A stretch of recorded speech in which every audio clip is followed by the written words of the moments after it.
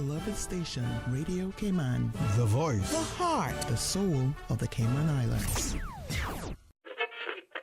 Oh, I think they're doing a great job. A lot of them are. Good afternoon, Dwayne. How are you? Not too bad, sir. Ladies and gentlemen, Radio Cayman's Talk Today with Sterling Dwayne Ebanks. But I do have some questions. There are more questions than answers. Radio Cayman's Talk Today. If you're ready to talk, we're willing to listen. Well, I really enjoy this program today. Cayman Islands' foremost listeners participation program. May God bless every person.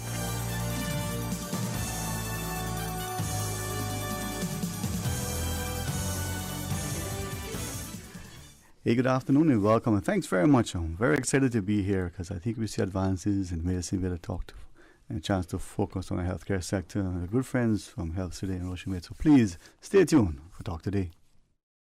Talk Today is brought to you by Subway, open 24 hours in Countryside, Anderson Square in Georgetown, and Centennial Towers in West Bay. And by the Ministry of District Administration, Tourism and Transport. Explore your history, explore your land, explore your sister islands. MedLab in Smith Road Plaza, your complete medical laboratory solution. Call 949-7331. And Savannah Pharmacy in Countryside Shopping Village, convenient opening hours including Sundays and holidays. Radio Cayman's Talk Today, the Cayman Islands' foremost listeners participation program. We ask our listeners to avoid statements or comments which are abusive, derogatory, malicious, or defamatory. Do not use any indecent language or make any statement which is false or misleading. Email talktoday@candw.ky or call 1-800-534-8255. Courtesy of Flow, Cayman's #1 network that connects you to your world like never before. Let your voice be heard.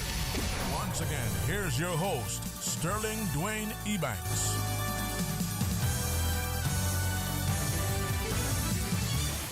Hey, good afternoon and welcome back, and thanks for joining us. And I think if we want to have a look within and see the great resources we have in this country, I think has an opportunity to be reminded as we welcome Mr. Shamari Scott from Health City as the Chief Business Officer. And I think Dr. that we're going to have a chance to speak with Dr. Sona and Dr. Benoit. It's going to be fascinating. So, Shamari, thank you very much for this opportunity and for helping us through this discussion today, my friend. And definitely, Sterling, it's always a pleasure to come into studio and to be here with you. And as you always talk about the fact that you have a face for radio, you know. And I'm developing a voice as well. Again, I am honored to have two gentlemen here with us that have face for TV and streaming. Right? So we have your friends, boy, your friends. But in all seriousness, Sterling, it's a pleasure to be back here with you again. And remember, every time I come, I always talk about the fact that we're going to be bringing new gifts to the Cayman Islands and new services and cutting-edge technology that keeping the patient at the center is what we do as Health City, and for the most part what we do within the Cayman Islands. And right now is no different. So we would have mentioned that coming this fall, we would have had our radiotherapy center that would be complete, that would be fully comprehensive in order to treat 90 to 95% of all cancers, so our patients won't have to actually travel overseas in the future. And then coming at the end of the next year, 2023, that's when we would have the rest of the 70,000 square feet that we've been speaking about in regards to offering neonatal care. The $1 million babies no longer will have to go overseas. They'll be able to stay here, and we'll be offering the full array of services in that regards, as well as emergency rooms and various other elements. However, we have, some great news in regards to, we were talking about robotic surgery and robotic systems and the value that would bring to the Cayman Islands and to the patient population here. And we're very proud to be able to announce that we have the Da Vinci X robotic system here in the Cayman Islands, so hand claps for that. But even further than that, when we look at firsts that Health City has had, whether it be the first LVAD, which is the artificial heart in the Caribbean, whether it's having an ECMO system, and that would have been the first in the Caribbean as well. CCM implanted device, which was also the first in the Caribbean. now we not only have a first in the Cayman Islands with the robotic machine, but we have a first where we're working with a great partner like Ocean Med and a physician the caliber of a Dr. Stone. That when you look at the fact that Health City, and we have our leader here, Dr. Benoit, who is also the cardiothoracic surgeon, but we have Health City, who has been doing great things from a tertiary care perspective. And not only is it a first in regards to the robotic machine, it's a first in this unique type of partnership with Ocean Med, which is one of, if not the best facility on island in regards to the care of women and how that was developed for that niche market. And now we're joining forces where Dr. Stone, and he will be able to give you his wealth of experience, over 25 years of experience Dr. Stone has. He was actually one of the first to be part of the society when robotics first came in the U.S., and to be a part of that actual society. And that's why when we always talk about the fact that Health City brings the A-team, when we partner with another institution, it's going to be the A-team. And I know Dr. Stone is going to be embarrassed because I'm talking about how great Dr. Stone is. He is a team player, but I just have to say that his ethos aligned completely with Health City, keeping the patient at the center, giving the best outcomes. And we as Health City with Ocean Med look to have this partnership so that we made this investment, once again, just because we want to ensure that the patient gets the best outcomes possible.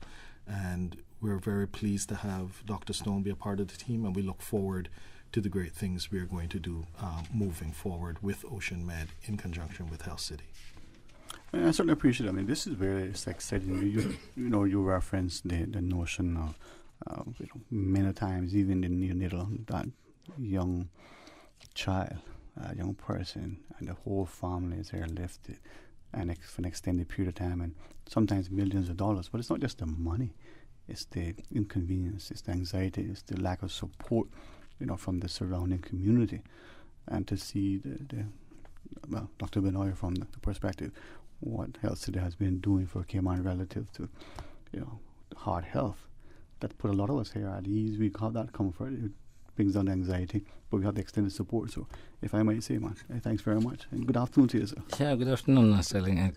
As Shamari said, this is again in the line what Narayana Health or Health City that we visioned before also, and continuing that same mission, that bringing the best healthcare or the advanced healthcare or the most modern technologies or the piece of the equipments like this robot. So we are continue to bring that new technology, and this is one piece actually that is definitely going to help the patients who otherwise used to either, definitely other treatment like the keyhole surgeries. But this is one step ahead of that. I'm sure Dr. Stone will explain much in detail about how it's going to help his patients, whether it is, I'm not talking about that. He is the best person to tell about because I'm sure he must be really excited, and because he was, as Shamari told, one of the pioneers of this robotics surgeon, and he had to have a short break actually between, because he came here and now he is where he was, or maybe much higher level actually, doing this robotic surgery. So I'm really glad that we have this association with Ocean Med, with Dr. Stone, and this will mutually benefit both organizations and much more than that, the patients. Yeah, patients here came. Well, again, welcome, Dr. Stone. And at some point, when you ask, to help us to understand what is robotic surgery and what it means, we would at one time not long ago heard endoscopic, just a pinhole, and now we're talking robotic. What is the difference, if there's any, and the significance? So, again, welcome and good afternoon. Thank you, Woody. Thank you so much, and it's so good to be here. There's so many things that we can talk on the area of robotic surgery, but the one thing to understand is robotic surgery is a robotic-assisted technology. It is an approach that uses the best of laparoscopic surgery and actually the idea of open surgery. And I'll tell you about what I mean by that. I got into laparoscopic surgery in the late 80s, early 90s as a resident and came through in my practice. Rather early on, I started to adopt laparoscopic surgery into my practice because I saw the benefit that it had to patients. Laparoscopic surgery is, of course, where we make these small keyhole-type incisions in the belly that allow us to get access into the cavity. In gynecology, my area, there are areas within the pelvis that are very trying and challenging to get to, even with an open case. But with laparoscopic technology, you're actually able to get into certain areas, but there were limitations with laparoscopic surgery in some cases. Bigger cases, more complex cases started to open up some of those gaps. The visualization sometimes wasn't as good. You were using rigid instruments that could not wrist and have dexterity. And so you were limited to the range of motion that you had with laparoscopic surgery. So in the early 2000s, actually 1999 was the first case that used the Da Vinci robotic system. And a few years later, we started seeing emergence of studies that were incorporating the Da Vinci system into gynecology. A young man by the name of Arnie Avicula, who I remembered as a resident and student of mine when I was in the 90s as a physician and a resident, he became one of the key thought leaders in robotic surgery with gynecology, and he helped put together one of the seminal papers that was published in 2005 about robotic surgery in benign gynecology, using it for hysterectomies, myomectomies, and other types of women-based surgeries. He was the one who introduced me to it, so the student became the teacher.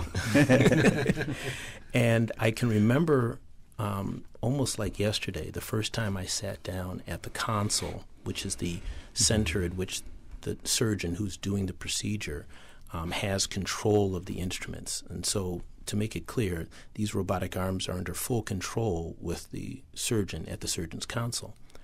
And this was in 2006. I just was stunned by how well you could see and how the wristing and dexterity was there with the equipment then. This was the second generation. This wasn't even the generation we have right now.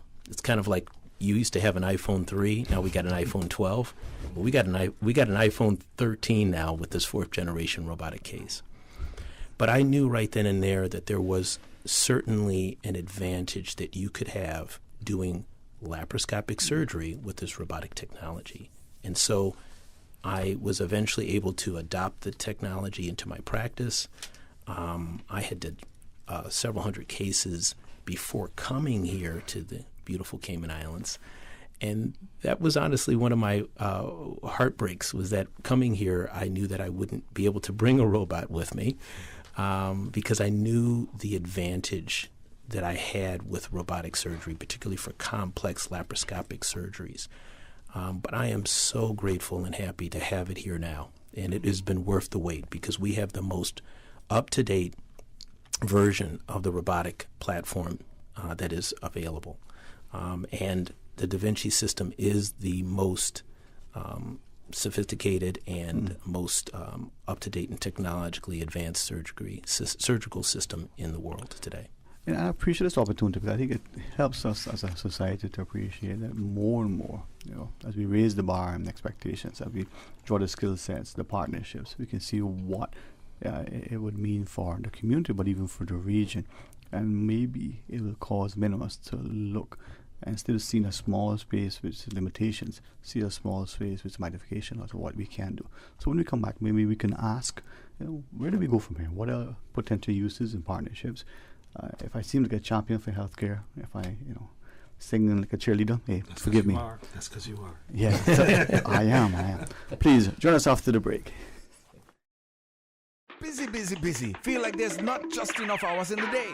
Savannah Pharmacy, service to make your life easier. Now you can WhatsApp your prescription order to 929-5045. And pickup is just around the corner with everything your family needs and convenient opening hours including Sundays and holidays. WhatsApp your prescription order to 929-5045. Savannah Pharmacy, wholesome values with modern conveniences.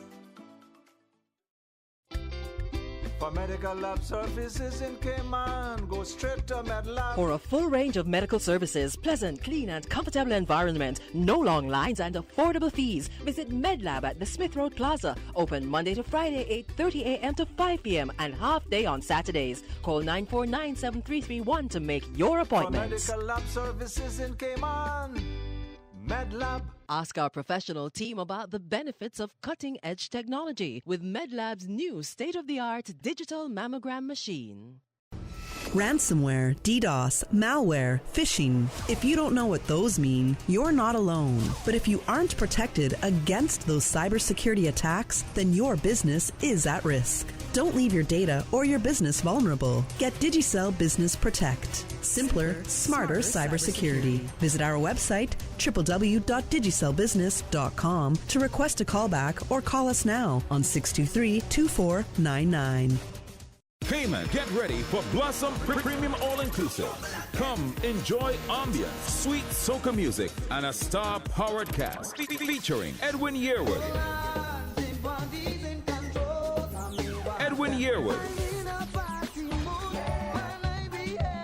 Vashti, Red Plastic Bag,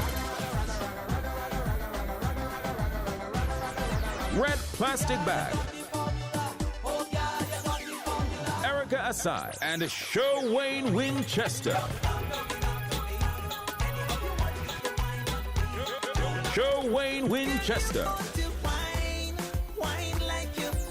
Thursday, 30th June at the National Gallery. Party time 7 p.m. to midnight. Dress code light cocktail attire. Blossom Premium All-Inclusive for KMS Carnival, a production of Calabra and SW Limited. Superior Auto is pleased to announce the grand reopening of the new Superior Auto Apprenticeship Center on Seymour Drive. New opportunities, new beginnings, a new home for Caymanian youth seeking career training and certification in high-demand trades such as automotive repair, AC, refrigeration, and so much more. Put the value in your pocket. Fun fact, the average hourly rate for a tradesman can be 4.5 times the minimum wage. The Superior Auto Apprenticeship Center is a not-for-profit program. Accepting applications from June 20th to July 20th. Contact 949-9570 or 525-9571 to apply today. The Superior Auto Apprenticeship Center, successfully building the next generation of hardworking Caymanians since 2010. Talk today. But I do have some questions. Talk today. Cayman Islands' foremost listeners participation program. Talk today. Because there are more questions than answers. What the public is saying. Waging to take your calls right now. Sterling Dwayne Ebanks.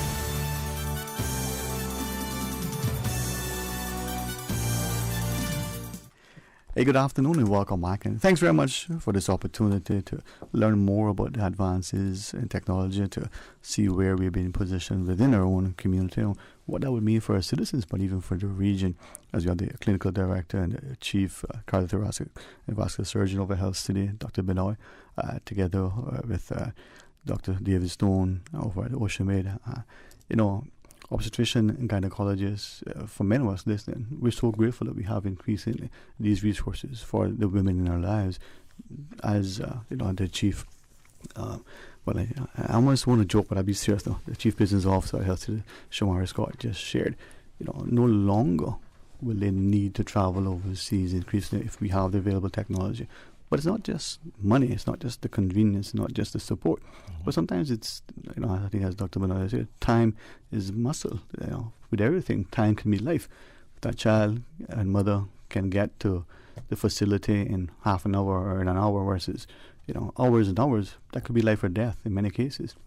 As we talk about the Da Vinci, robotic surgery the robotic surgery using the Da Vinci system.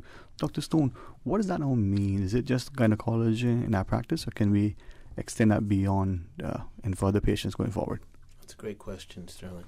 You know, the truth is that when you have a surgeon be able to use both their hands with wristing action, with the dexterity, with the precision that you can get from the Da Vinci system, that's going to apply to multiple disciplines. So originally the robot was designed with the idea that it was going to help soldiers. So it was a military-based concept. And so most of it was going to deal with traumas. And today we see that the robot applies itself very well to the area of urology with respect to prostatectomy. So that's where a man may suffer disease from his prostate, maybe prostate cancer, and it can be resected. It's a very, very delicate, complicated procedure that needs precision.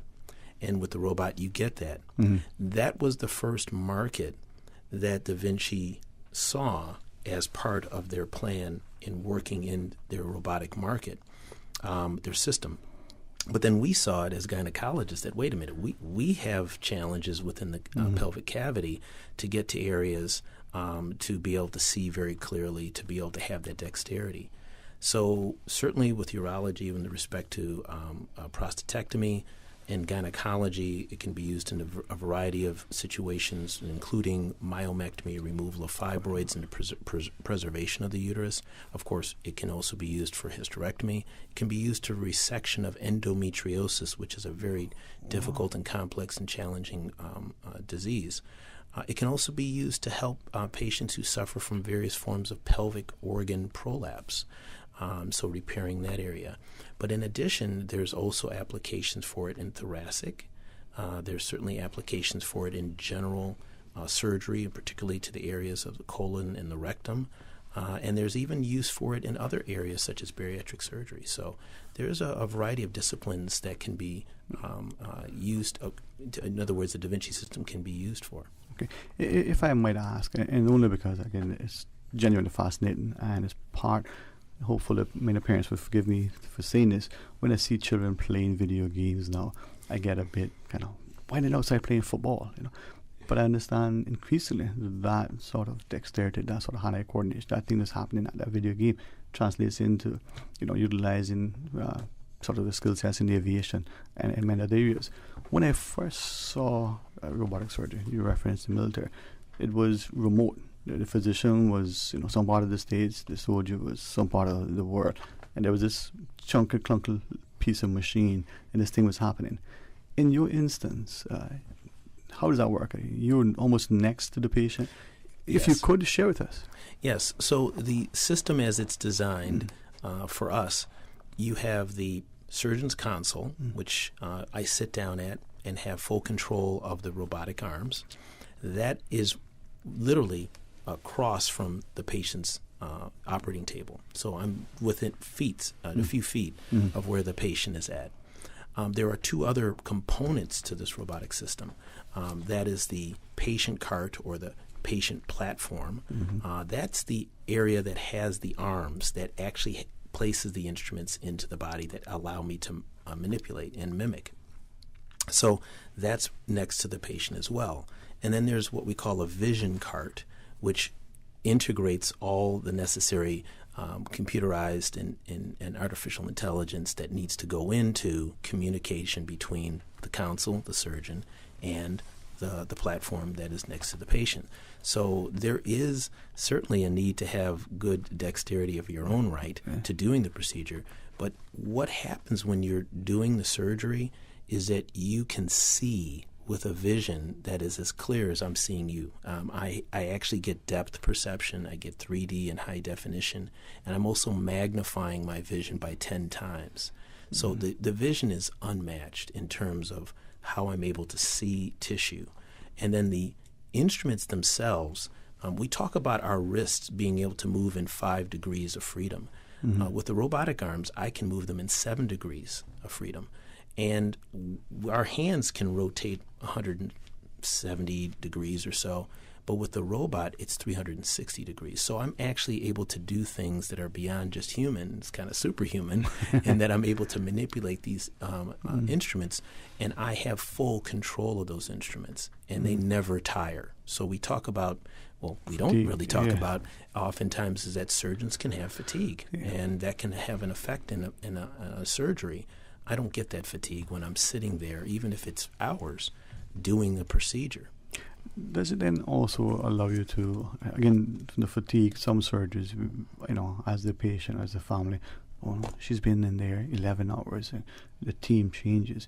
In this case, does it shorten potentially the time, not just improve the outcomes, but shorten the time? It can potentially, because when I'm at the console, I have autonomy. I'm not reliant on another surgeon for holding the camera or holding another piece of the tissue that I'm working with.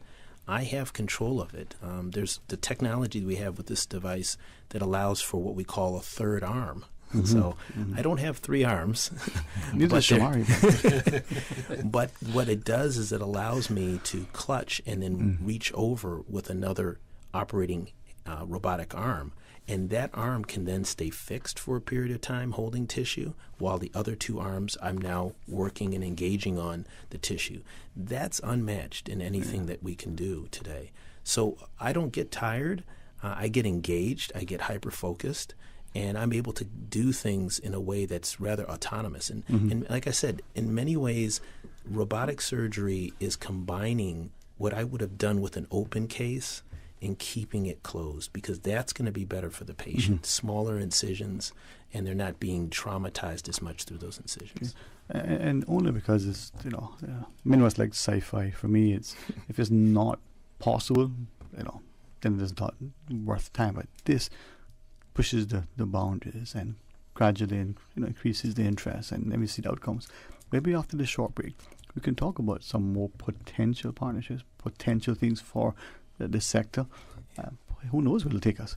Please join us after the break. A caring and community spirit, cherished family and cultural values. These are some of the things that still embodies the Caymanian way of life in the Eastern Districts today. Savannah Pharmacy, your neighborhood pharmacy, located in Countryside Shopping Village, is delighted to offer products and services of real value. Whether it's catering to your family's medical needs or carrying apparel, gifts, and beauty products, Savannah Pharmacy provides you with more than just prescriptions. Remember, they're always just around the corner with everything your family needs and convenient opening hours, including Sundays and holidays. Savannah Pharmacy. For more information, call 946-3336. From boat days to beach gatherings, leave the catering to Subway. Choose from small and large sandwich platters, double meat wrap platters, and top it off with optional cookie platters for dessert. Or ask about our Subway box to go with the option of 6-inch or foot-long sandwich, 1 cookie, and 1 bag of chips for all occasions and celebrations. Let Subway focus on the food so you can focus on the fun. Visit subway.ky for catering options. Subway. Eat fresh. Tune in Monday through Friday at 7 a.m. and 10 p.m. for the Daily Sports Report, covering local, regional, and international sports. Proudly brought to you by Dr. Wayne Porter, offering a full-service dermatology and dermatological surgery practice. Call 946-9020 to book your appointment today. As the community continues to take precautions from COVID-19, it is important to stay prepared for other disasters now that we're in the hurricane season. Here are some post-hurricane safety tips from the Department of Environmental Health.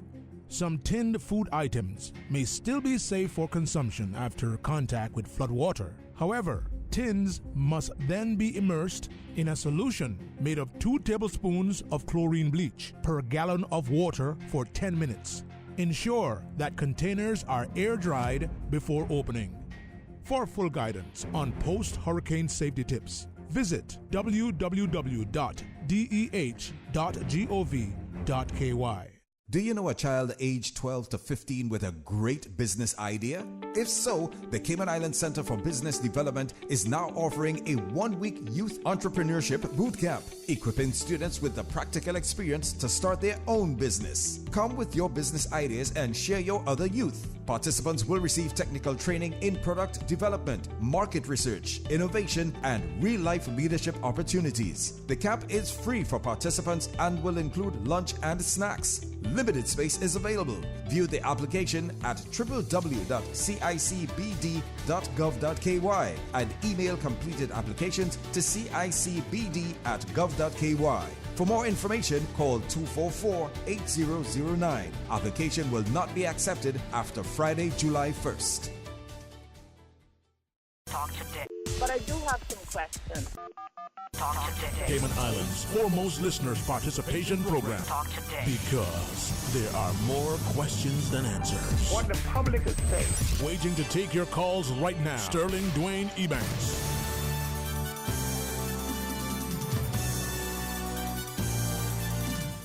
Hey, good afternoon. Welcome back, and thanks very much for joining us in a few more minutes. I'm really grateful for this chance. Hopefully, as a wider community, we would see sort of a personal appeal on my behalf as parents to encourage your children into further research and exploration, into education, and maybe see that video game playing, get away from the console and get into something increasingly constructive. Look at some of the other modules out there. So the chief business officer over at Health City, Mr. Shamar Scott.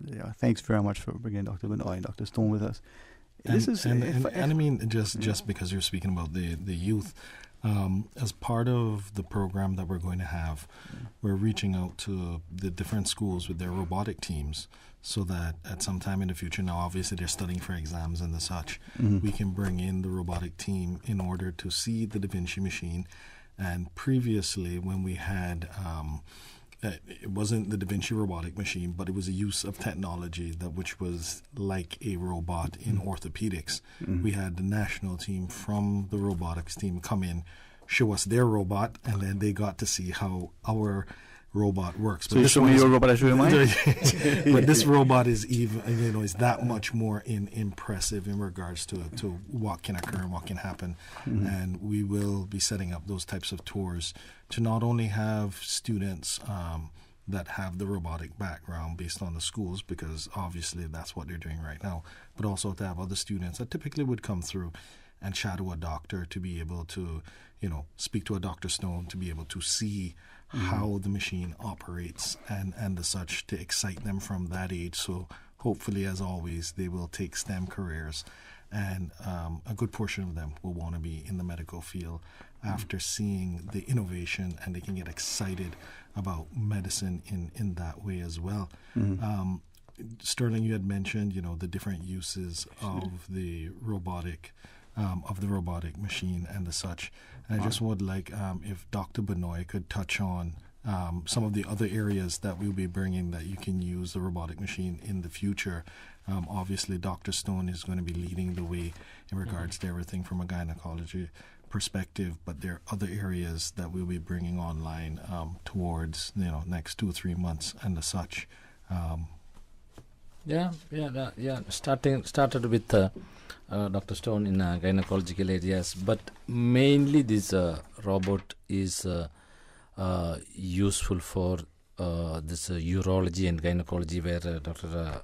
Stone told that because it's in a deeper area where the bones are there, so whether it is open surgery or laparoscopic, it's going to be difficult. But with this robotic arms, with as he told, with the 360 degrees of motion, that brings a lot of advantage or ease for the surgeons and even for the patient, because very precise it's going to be when going into that depth where the area is covered by immobile bones all around.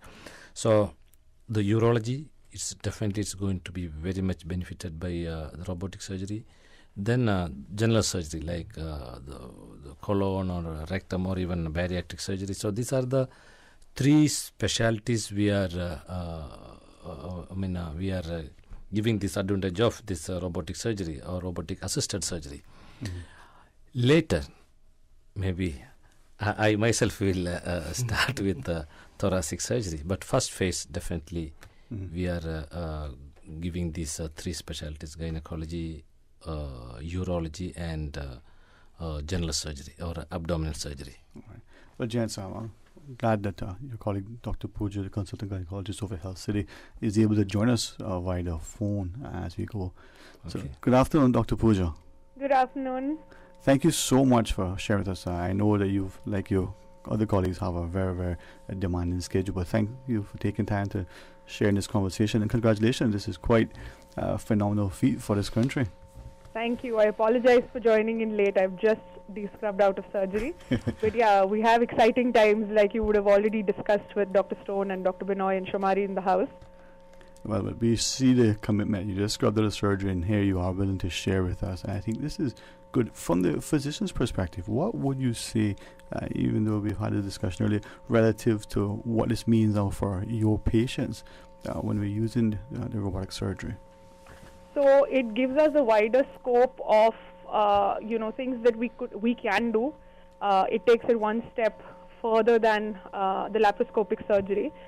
So it makes our life much more simpler in terms of the ergonomics, and imagine not having to stand for 3 hours and not having to have someone else control what you can see, your vision on the camera. So half the surgeon's problems are taken care of when you have complete control of what you're doing, and where you can move your instruments in all possible directions, which is not the case in laparoscopy. Not taking anything away from the goodness of laparoscopy, but yeah, it just gives us that much of an edge over laparoscopy, or much more than an open surgery. And patient is comfortable, the surgeon is comfortable. It's definitely a game-changing event. If I might ask, and Dr.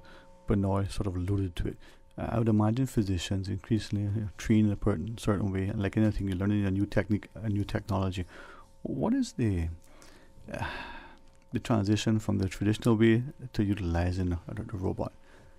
So, as far as I know, that any surgeon who's well trained in a laparoscopic surgery can then proceed and move on to a robotic setup. Of course, they will need some hands-on training and stuff like that, but you're more or less familiar with the do's and don'ts, and how things work, and how do you use your instruments, and how your hands are to be placed, and things like that. So the transition is not going to be that difficult.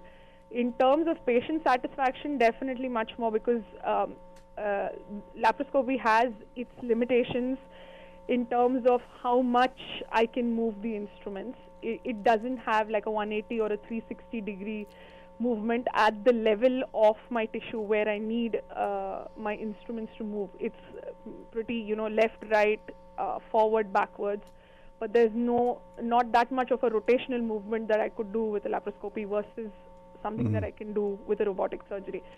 In the robot, you do have 3D laparoscopic surgeries as well, which we do now as a routine at Health City, which is one step beyond your regular laparoscopic surgeries, which gives us that much more depth perception and that much more feasibility and ability to do complex surgeries. But with the robot, it literally feels like you are sitting and operating with your hands within the patient, except that you're not.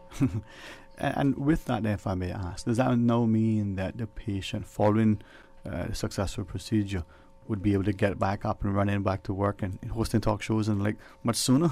Absolutely, absolutely. So with the robotic surgery, with good laparoscopic surgeries, even with women having hysterectomies or fibroid removals for huge uteruses, when I say huge, think about it in terms of pregnancy months.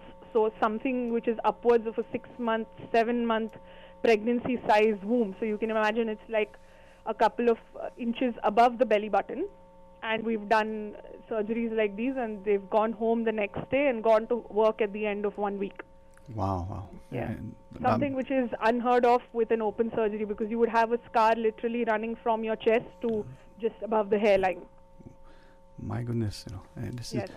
is, this is exciting. I think this is where that collaboration, and not just with Health Today and OceanMed, but the collaborative approach with the physician. So, Dr. Stone, from that perspective, we as a destination, as a jurisdiction, quite well positioned to sort of be the center for the Americas, almost.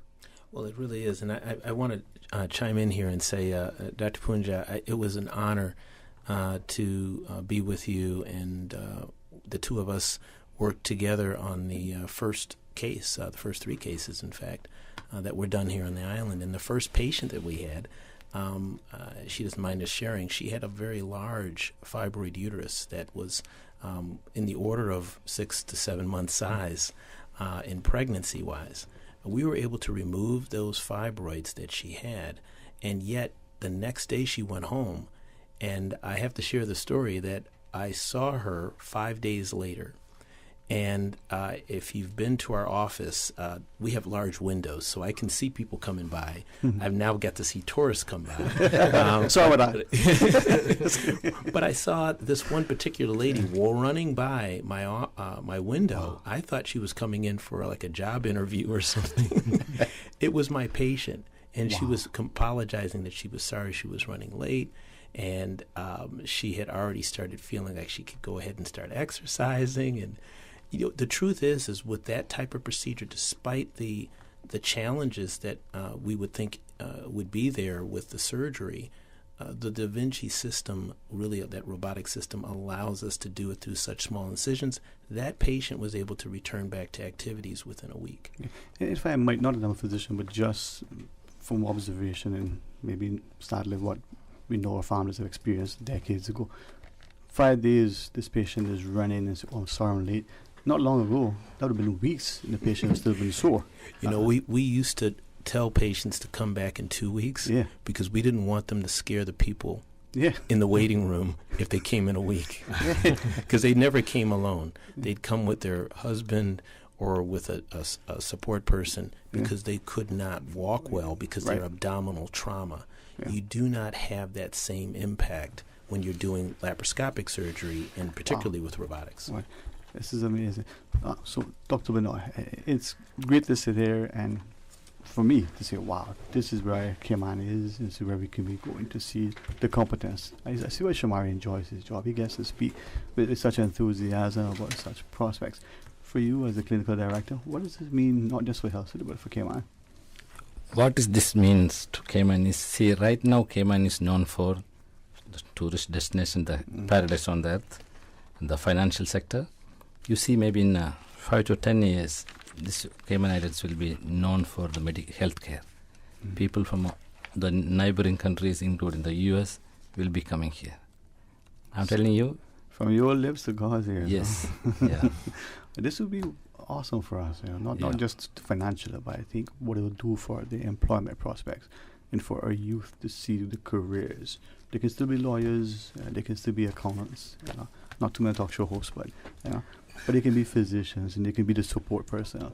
So as we close out the discussion, Dr. Punja, any final thoughts? And again, thank you so much. The dedication that you've shown from scrubbing out to join the conversation. Thank you so much for that. Any closing comments you want to share with our listeners? I only want to say that medicine is progressing so fast, so rapidly, and in the positive direction. It's best that everybody takes advantage of it and gets a little more informed. Unfortunately, even in today's day and age, we have people who are routinely having open surgeries here in Cayman, which could have very easily been done laparoscopically, and they would have had a better quality of life. So it's a good thing that we are on these radio shows, so at least we are able to inform our patients or the listeners that they need to be a little more informed and make better choices. Well, thank you to and to Dr. Stone for the collaborative efforts. Mr. Scott, what would you like to share before we close our discussion? No, just that, as we've always said, we're looking to bring the best technology, best physicians, best services, keeping the patient at the center to make sure you get the best outcomes. And just really, really excited about this partnership with OceanMed. That's another great facility on the Cayman Islands. And obviously, as we always mention, as great as your equipment actually is, if you don't have the physicians with the talent to be able to give the outcomes needed, then it's just equipment. And the fact that we have Dr. Stone, who is one of the pioneers behind the robotic surgery from the U.S., who is now here in the Cayman Islands, and once again is jumping at the forefront with robotics. We're excited with the partnership, and we look forward to having many more partnerships like that with Dr. Stone and OceanMed moving forward. Yes, well, thank you very much, Dr. Stone and Dr. Roy. Thank you. And Dr. Pooja. Yeah, this is a good way to start a Monday. Gents and Dr. Pooja, have a wonderful week. And thanks, and trust all your consults and surgeries will continue to be 100% successful. And our basketball matches this weekend, right? You and I. I have been practicing one-on-one, Bobo. Right. You bring it on. Okay. That's been the next fundraiser. All right, join us after the break. Stay tuned. From district to district, moving through the waters to Cayman Brac and Little Cayman. Your station, your voice. All things Cayman. One radio, many people. This is home. Radio Cayman in the Cayman Islands. Today's biggest news. Radio Cayman, your voice, your choice. Local, regional, international. This is headlines from Radio Cayman's newsroom. Today's biggest news. With your latest headlines, I'm Felicia Rankin-Solins. Grand Court jurors who are in the 6th of April to the 5th of July 2022 session and are not currently on a trial, be advised that the report date of Monday, June 27, 2022 has been cancelled. Also, there are no further report dates for the session, so effectively, you have come to the end of your service. In international news, a shopping center in East Ukraine with more than 1,000 people inside has been hit by a Russian missile strike. President Volodymyr Zelensky says at least 2 people have been confirmed dead and 20 injured, but it's feared the number of victims could increase. Footage from the site in the central eastern city shows the building ablaze and fire crews struggling to contain the flames. Russia is believed to have defaulted on its debt for the first time since 1998. After missing a key deadline, Russia has the money to make a $100 million payment, which was due on Sunday, but sanctions made it impossible to get the sum to international creditors. The country had been determined to avoid the default, which is a major blow to the nation's prestige. Kremlin spokesperson Dmitry Peskov said statements of a default were absolutely unjustified. He added that an intermediary bank had withheld the money and that the reserves were blocked unlawfully. The White House said that Russia had defaulted on paying yields on its international bonds, crediting sanctions for effectively cutting Russia off from the global financial system. These are your headlines. I'm Felicia Rankin-Solins. For the latest in news and information, follow Radio Cayman on social media, Facebook, Instagram, Twitter. Download the Radio Cayman app or log on to our website, radiocayman.gov.ky. Subway makes it easy for you to stay on top of your health and wellness goals with our Fresh Fit menu options. Choose from 5 Fresh Fit Subway sandwiches with only 450 calories or less per 6-inch sub. Turkey breast, veggie, oven roasted chicken, Black Forest ham, sweet onion chicken teriyaki, or make your 6-inch Fresh Fit sub into a salad or wrap prepared with fresh vegetables. For a full menu and nutritional information, visit subway.ky. Subway, eat fresh. For medical lab services in Cayman, go straight to MedLab. Blood test, x-ray and mammogram, all of that is MedLab. Affordable fees and friendly service, a full professional team. MedLab is always comfortable, MedLab is always clean. For medical lab services in Cayman, MedLab. Call 949-7331 and ask about MedLab's new state-of-the-art digital mammogram machine. Send the money now. Reach wow. You say you need some money. JN Money, I can send it in a hurry. Get through quick when you come collect your cash or use a money card and swipe it in a flash. Send funds to any bank? Yeah. Pay your bills quick? Yeah. Low fees, you know what it? Yeah. JN Money, we are pick? Yeah. Send and receive funds at any JN Money location. It's fast, affordable, and convenient. Money touchdown with JN Money. Send funds to any bank? Yeah. Pay your bills quick? Yeah. Low fees, you know what it? Yeah. JN Money, we are pick? Yeah. call 345-945-2014 for details. Available at JN Money locations across the Cayman Islands. Cayman Islands' foremost listeners' participation program. Because there are more questions than answers. What the public is saying. Waiting to take your calls right now. Sterling Dwayne Ebanks.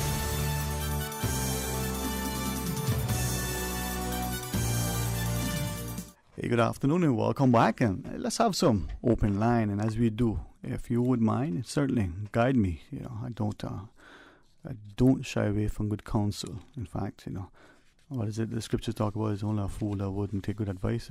Paraphrasing in many ways, but that's it. And if again can just reference the discussion with Dr. Benoit and Dr. Stone and Dr. Poja, that collaborative approach, not just the utilization of the robotic system and helping the patients not to only have a very successful outcome, but to get back to life and a quality of life much sooner. That's great. I say that to share that perhaps we can take a note and understand that competition is healthy. Healthy competition is good. But if the outcome is the intent for it to be best in healthcare, for the patient, or even for the consumer, then the sector, the industry, is that much better positioned, as opposed to where we see competition being this thing where it's a dog-eat-dog world. We like to say that. Well, not me. So we're not going to do that. Let's have some open line. And as we remind you to join and share your thoughts with us, 949-8037, 1-800-534-8255, or you can WhatsApp 925-3261. Quick, appeal, if you may say it in that way. The roads, from what we can understand, Miss Susan says there's a deluge. It's raining out there. And we're asking and appealing, just slow down. Be a little bit more careful. If you find it helpful, I think it does. For those of us for whom our cars don't automatically have the daylight time running lights that they come on, turn them on. Make yourself much more visible. But slow down. You want to get there safely. And if you were to get to where you need to go a little bit late, certainly you'll feel embarrassed. Many of us like to be on time. And for us, if the appointment is 1 o'clock, we want to be there at 12:30, 12:45. It's a 5-minute drive. Many of us will leave, 30, 40 minutes before, just in case. And that's understandable. But don't be embarrassed. If the person, with whom you're meeting, whether it's your employee or otherwise, and they're insensitive, just say, hey, I just want to be considerate and safe, but especially now with the rain. All right, so what is on your mind? 949-8037. 1-800-534-8255, or you can WhatsApp 925-3261. And I want to maybe reference, the notion of what some may call changing times. And when I look at a couple of the messages that we've had earlier, I'm asking ourselves increasingly, where are we in this whole scenario as we, return to not just a sense of normalcy, but perhaps an improved life, a better standard of living, better quality of living, and the like. We've seen the announcements, and many of you have shared your thoughts. Even though it was a weekend, it didn't feel like a weekend in some respects. And we see the government, like many other jurisdictions, gradually changing some of its procedures and protocols. We're seeing that as of Thursday, Friday, masks are no longer required, no longer mandatory. Many of you have reservations about that, and as a result, if you choose to wear your mask and continue to do so, there's nothing wrong with that. We know many of you have said, well, it's about time. The civilized world, we've seen the UK, we've been doing it for the longest time. Other places, likewise. Well, it's, I think, as we get to a perspective. But there's one thing that I wanted to ask of you, because I've had a number of people sort of question this from the early part, and I was hoping that there would have been a greater sense of public discourse. As I said to a lady again today, she shared with us over the weekend. She has certain concerns relative to, and I'll insert the words. She said it much more eloquently and perhaps better, but the diplomacy in her voice may be lost and somewhat. So I'll insert it. The freedoms and liberties that were probably being impinged. She said she was returning to Cayman. She needs to apply to an entity. We've termed it nicely, and as Travel Cayman, we need to get approval to come back in. And she thought, well, is this now with the lifting of the mask mandates and the testing and the like? Should that even have existed in the first place, and now should it continue? Well, what is your view? And one, individual in the conversation, suggested that perhaps this thing needs to be challenged because there's probably nothing other than this mythical creation. There's no act of parliament that creates it. There's no sort of primary legislation and the like.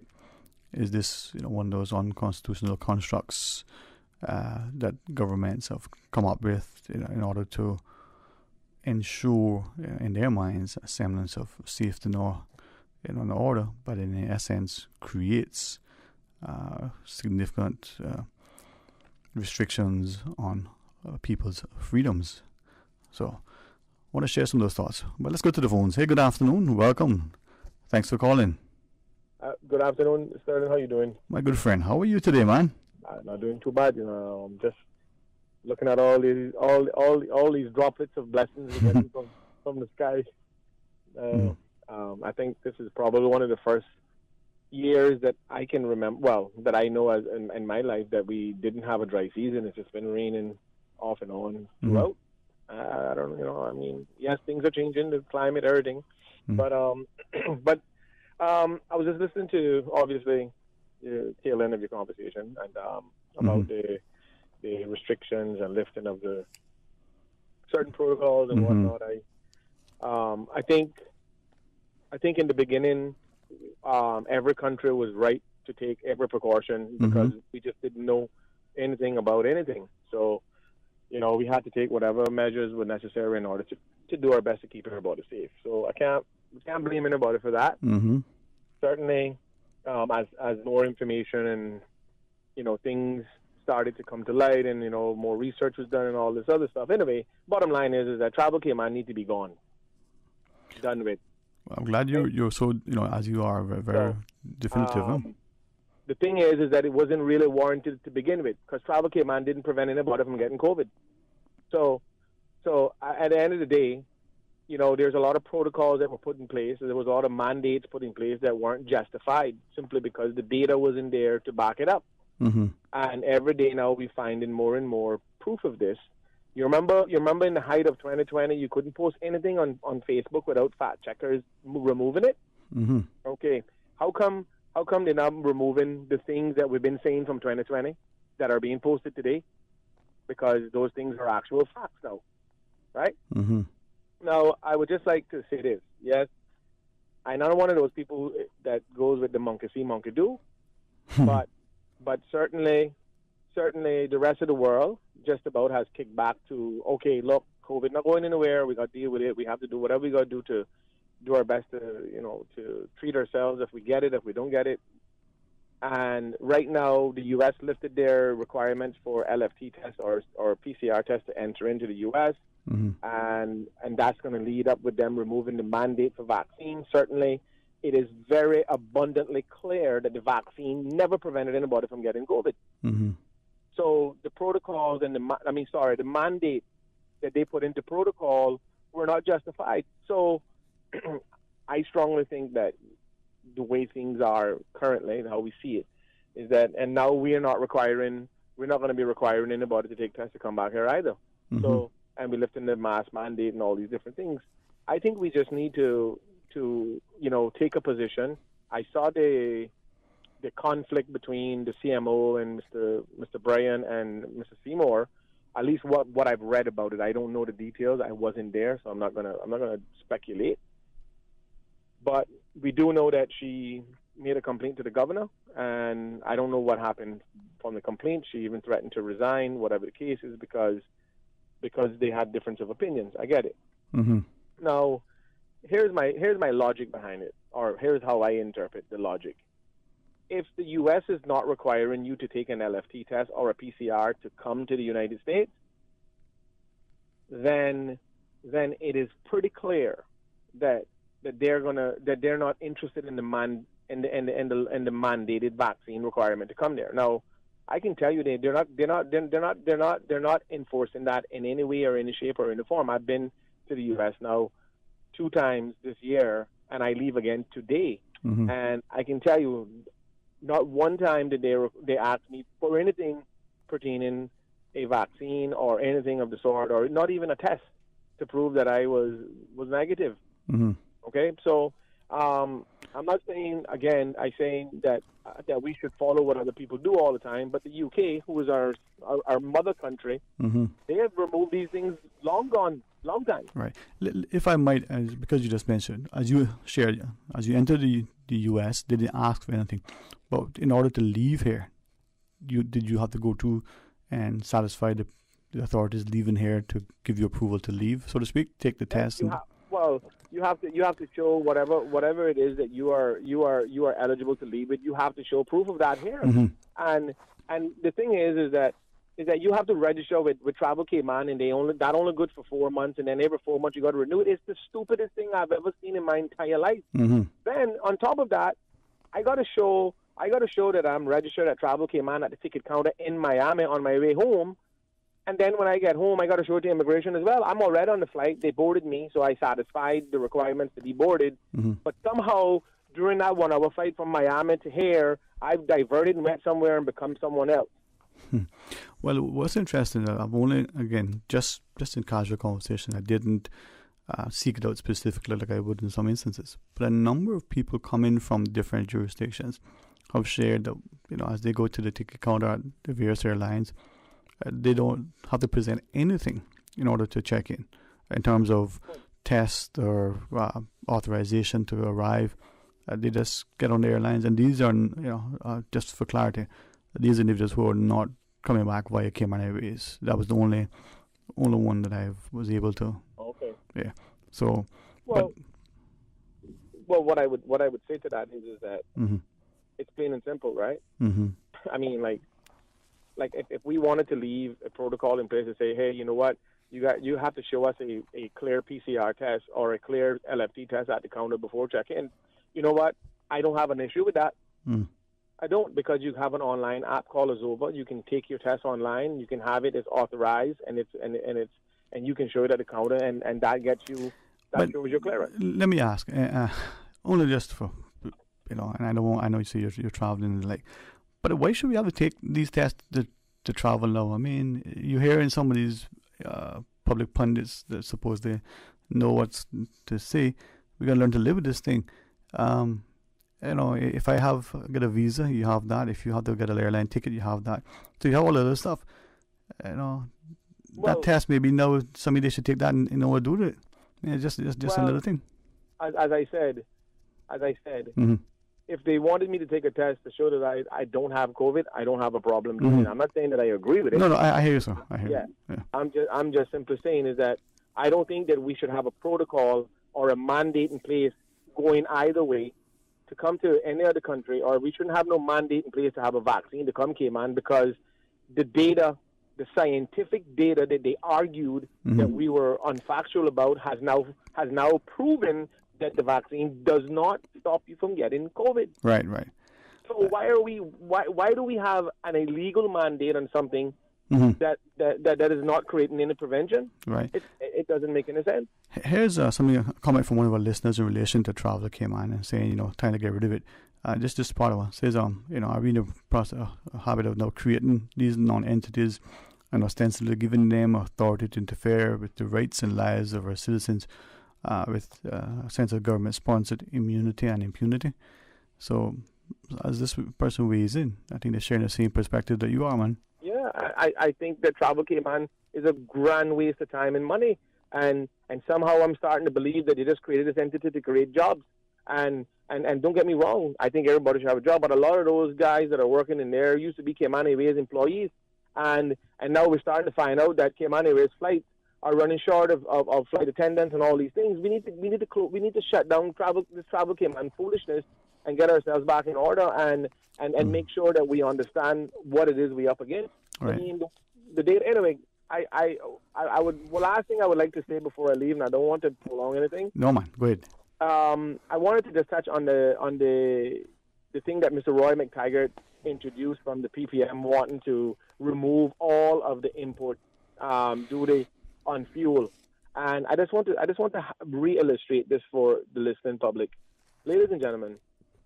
If they remove 75 cents off of a $6.90 gallon of gas, you're still paying $6.25 for it. Okay, so understand the 75 cents per gallon that we charge duties on fuel is the only thing that we get back from the high cost of fuel. So when I'm at the pump and I'm pumping that $6.67 or the $6.90 for premium, I know that I'm getting 75 cents of that back and going into central government revenue. Now, what happens when we give them a holiday and we don't realize any real savings at the pump? Because if Mr. McTaggart's savings in which he's implying, if it can't pay my mortgage, or if it can't pay my light bill, or if it can't pay my loan on something that I am struggling with, then it doesn't make any sense. You're not helping the situation. You're actually robbing Peter to pay Paul. And what you taking it back out of the government coffers so that we can realize it at the pump? Mm-hmm. It doesn't make any sense. So I just wanted to highlight that so people understand that's a very stupid idea. What we need to do is have proper fuel regulation, that these fuel companies that are retailing fuel cannot raise their price because they don't have the expensive fuel yet. Mm-hmm. Those prices went up long before that ship came in here. Those are the facts. We need to put laws in place to prevent that from happening. Yeah. Not giving them back the money that we collect, and that goes into central government revenue. That's our money. And as Sorry, guys. Yeah, man.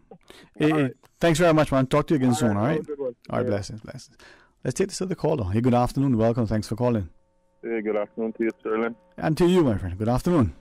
How you doing, man? I am blessed, man. Very, very thankful. Good, man. I'm calling maybe with a couple of contrary things to your caller just a while ago. Mm-hmm. Yes. I wanted to talk about something slightly different, and it triggered some of my thoughts, though. Mm-hmm. I'll pick up on the last point he just made, and I respect and highly appreciate him. But it isn't also just about, for example, the savings at the pump on the very poignant example that he gave. Mm. While 75 cents of a gallon may not be much to you and I, to CUC or only huge utility company that's getting hundreds of thousands, or I don't know how much gallons they're getting, but let's just say their bill to government is $500,000 to $1 million, and they need to spread that out to all the households in Cayman over a year, recouping it over a year. You can see then that it's not just about the pump. It's about the huge utility bills, and in fact, they have said as much. So that 75 cents translates into hundreds of thousands, if not millions of dollars in cost across the board, because CUC then affects passing that on to our supermarkets and the likes. That's neither here nor there, though. For me, just a thought that came to my mind as he shared his thoughts. Mm-hmm. I wanted to raise a whole notion surrounding the government's announcement on the mandate, mm-hmm. and I truly hope that the government comes to the radio stations and share with the people their findings and their thoughts surrounding removing the mandates, because for me it makes no sense. Not that the masks don't make no sense, because I am a mask believer, thank God, for little things that can help us. And I believe in the science, and I believe in the medical professionals that have told us that they help. And so I worry about how quickly we have done it, and the fashion in which we've done it. And I say fashion because your previous caller mentions the very public discourse, or it wasn't public only, that we learned that there was an interaction between our ministers and our chief medical officer. Or is that the post? Is that the latest post? Is it chief medical officer? No. Well, interim, I think, was used somewhere there. And yeah. Well, I just wonder if it was chief medical officer. That is her title. I think it's a interim chief. Yeah. Interim. Okay. Yeah. For you, interim chief medical. Yeah, officer. we have acting, we have interim. Boy, who knows what? Yeah, we got there. Yeah, and but I don't take that lightly, and you know, the minute we had a very glaring example in the U.S. during the start of this pandemic, where the U.S. president was intimately involved with public health and the nightmare that created for the world, not just America, in my view, and I think is a main reasons why he was not reelected, because he was stupid with that particular aspect of handling the pandemic, and just maybe the pandemic happened because of that, because we may not have had him leave otherwise. That's my personal views on him, but and so when you have public officials or elected officials perhaps applying that kind of measure to public health, you know, I understand the very real dynamics that our tourism minister, for example, who I highly respect, love, and support. I understand the dynamics of being around a table of huge interest, public interests, private sector interests to open this country up. We know that they were against closing it to start with, and has said as much at the very beginning. I can remember all the various radio interviews, and so, or questioned everything that there was, from vaccines come right down. And so I worry that when you have been around a table with people of that magnitude pushing you all the time, saying it's all useless and it's no good, you may start to interfere with your thinking process, and you forget that you have 30,000 Caymanians out there, some of who are more older and susceptible to being very ill. And so, you know, I worry about that interaction that happened. We don't know the details, but we know enough that the CMO or interim CMO went to the governor about it. And again, I don't know the details. None of us do. Mm-hmm. And so I hope that they come out and help us to understand why this so much. You know, here's the flip side of when we use words like madness. So masks will still be required in public places, including hospitals, the prisons, and the like. And so I have to think, well, if they're that important there, why wouldn't they be important in grocery stores, for example? It's not like we live in grocery stores doing. You know, as I listen to you, and this is probably the only thing that I've encountered thus far with my conversations with everybody, right? We can talk about sexuality, personal finances, politics, religion, you name the subject, except this thing that does not devolve into the heated exchange where people stop speaking to each other, right? And I'm wondering if... Well, I don't know if that's quite true, because we've done that for all the other stuff, but go ahead.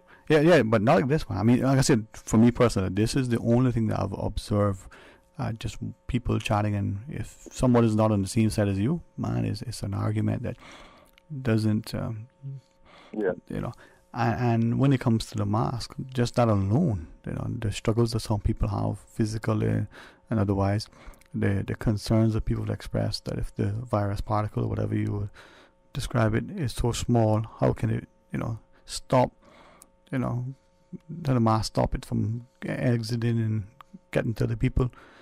I don't know why. It seems like we are at a stage where we've been so confounded and conflicted information that we're now confused, and we have to wonder. I think you said a very good segue, in my view, the example of when you have politics involved with public health, and a very good example of what happened in North America that affected the world. And so I don't think it's very confusing at all, Dwayne. I think you either understand science either by way of those who understand it, or you understand it because you've reached out and not used, you know, listen, there are many things that will make a lot of sense from normal standpoint. I can't think of one right now that is, and I don't want to spend a lot of time there, but I'll say this, it doesn't make a lot of, I am not particularly pleased that we're doing it in the fashion that we did it, and especially if we're doing it as a result of politics. And you know, I'm going to give you one quick example, and one last thing I'll say after that. I'll give you one quick example. I had a visitor given where I'm at, who had to cancel, and that would be a good thing for the government to do, or if somebody could find out statistically how many people canceled their vacation to the Cayman Islands as a result of having got tested for COVID prior to coming to Cayman and had to cancel that, just to see statistically what we're dealing with, because now we've removed the mandate. And one of the things I used to share with friends was, you know what, I feel a little bit comfortable because at least they're still testing them. Now we removed it, and I think of this one visitor. She said to me, my husband and I had to cancel our reservations about 3 weeks before we came. And I said, why is that? She said, because I had COVID. And she says, I'm triple vaccinated and was not entirely very sick. But she says, you know how thankful I am that you guys had that? Because I would have come to this island and likely spread it to a lot of your locals innocently, not knowing that I was spreading this around, not knowing that I had it. And it really got me thinking, and she shared that with me before God. And so I think about things like that when we talk about we're just removing masks because, well, it's going to make somebody's life easy to come to Cayman. Are you kidding me? Either we had a serious pandemic or we didn't. And the last thing I want to share with you real quickly, Dwayne, who does those historical vignettes? Who wrote those for Radio Cayman that we hear all the time about the historic? Do you know who wrote those? Much of it, yeah. Well, yeah, let me not put you there. I have a little problem with one that keeps sharing. And I listened to the entire one, that one that came on today, talking about some of our history, and it ended. It's like I was waiting for it, and it ended with it. I was like, wow, they had to just chime that in. And I'm not a historical denier, but I was taught differently in school. But they talk about, and so that ended Cayman's dependency of Jamaica.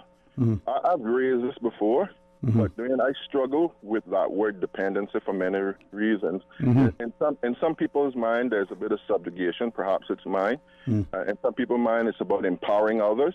And the only people, in my view, my personal opinion, that needs to be empowered in the Cayman Islands, as far as I'm concerned, for the most part, are Caymanians, and certainly in regards to our historical facts. And so this whole notion of being dependent, when Jamaica itself was a dependency, I don't know how a country could be dependent, a dependency of another country that has another foreign power over it like we do now.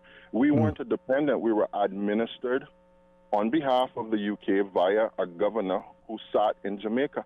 And we keep using that word for what reason, I don't know. How were we dependent? As far as my understanding of our history is that our people made rope with thatch, sold it in Jamaica. So trading makes you a dependent now.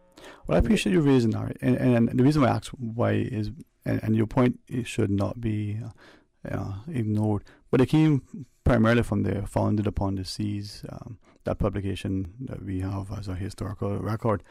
So again, this is where these conversations need to instill within us a greater sense of who we are. My friend, let's pick that up another time, because it's not an easy topic that should just fall by the wayside. But thank you very much, all right? Thank you also. All right, blessings to you, man. And with that, let's pause and then invite you to join us. We have an excellent discussion scheduled for you. Something that's going to be shared across the entire country, talking about a coach with impact. So stay tuned for Talk Today. Busy, busy, busy. Feel like there's not just enough hours in the day. Savannah Pharmacy, service to make your life easier. Now you can WhatsApp your prescription order to 929-5045. And pickup is just around the corner with everything your family needs and convenient opening hours including Sundays and holidays. WhatsApp your prescription order to 929-5045. Savannah Pharmacy, wholesome values with modern conveniences. I've got some beautiful clothes. I know just where they go. Puritan Cleaners. Puritan Cleaners, now using the most popular and eco-friendly cleaning solvents. 2 convenient locations to serve you: Savannah Countryside and Eastern Avenue, Georgetown. Drive-through, rain or shine, free pickup and delivery services available. Call Puritan Cleaners, 949-7104. Also ask about our in-house discounts. Puritan Cleaners, you feel good when you look good. The best foundation you can wear is glowing, healthy skin. The offices of dermatologist Dr. Wayne Porter specialize in enhancing your skin's well-being. Whether you're seeking advanced skincare, including any skin cancers, Botox, filler, cosmetic skin enhancements, or simply looking to reduce wrinkles, Dr. Porter offers a full-service dermatology and dermatological surgery practice. For more information, email drporterkman@gmail.com or call 946-9020. That is 946-9020. If you care about your car's performance and fuel economy, you must fill up at Jose's Escape with the new Pier 93. Experts know that the higher the octane rating, the better your engine will perform. Pier 93 is the highest octane fuel available in Cayman. Protect your car against pre-ignition and engine knocks. Top up your tank now with Pier 93 at Jose's Rubis and enter to win an awesome track bike. But there's more. Jose's offers 2 lateral flow test kits for only $10. The best KN95 masks, 2 for $5. And 10 stylish black surgical masks are only $5. Share the love. Purchase Reflections gift certificates and enter to win the amazing Trek bike. Superior Auto is pleased to announce the grand reopening of the new Superior Auto Apprenticeship Center on Seymour Drive. New opportunities, new beginnings, a new home for Caymanian youth seeking career training and certification in high-demand trades such as automotive repair, AC, refrigeration, and so much more. Put the value in your pocket. Fun fact, the average hourly rate for a tradesman can be 4.5 times the minimum wage. The Superior Auto Apprenticeship Center is a not-for-profit program, accepting applications from June 20th to July 20th. Contact 949-9570 or 525-9571 to apply today. The Superior Auto Apprenticeship Center, successfully building the next generation of hardworking Caymanians since 2010. We are in the hurricane season, and knowing what to do after a hurricane can be as important as preparing for the storm. After the passage of a hurricane, seek medical attention if it is needed at hospitals and clinics for those persons who are injured. Do not touch power lines and cables that are down. They may be active. Report them to 911 or the utilities emergency hotlines. Broken tree limbs should be removed from around homes or buildings if possible. This hurricane information has been brought to you by Breeze FM and Radio Cayman. Talk today. But I do have some questions. Talk today. Cayman Islands' foremost listeners participation program. Talk today. Because there are more questions than answers. What the public is saying. Waging to take your calls right now. Sterling Dwayne Ebanks.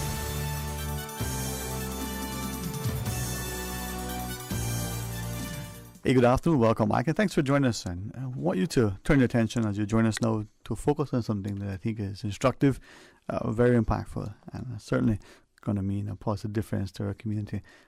Before we invite our gentleman to the discussion, may I first ask Mr. Lando Whitaker, hey, thank you very much, and I appreciate you reworking your schedule, dancing through all the hoops and the commitments. Good afternoon to you, Mom.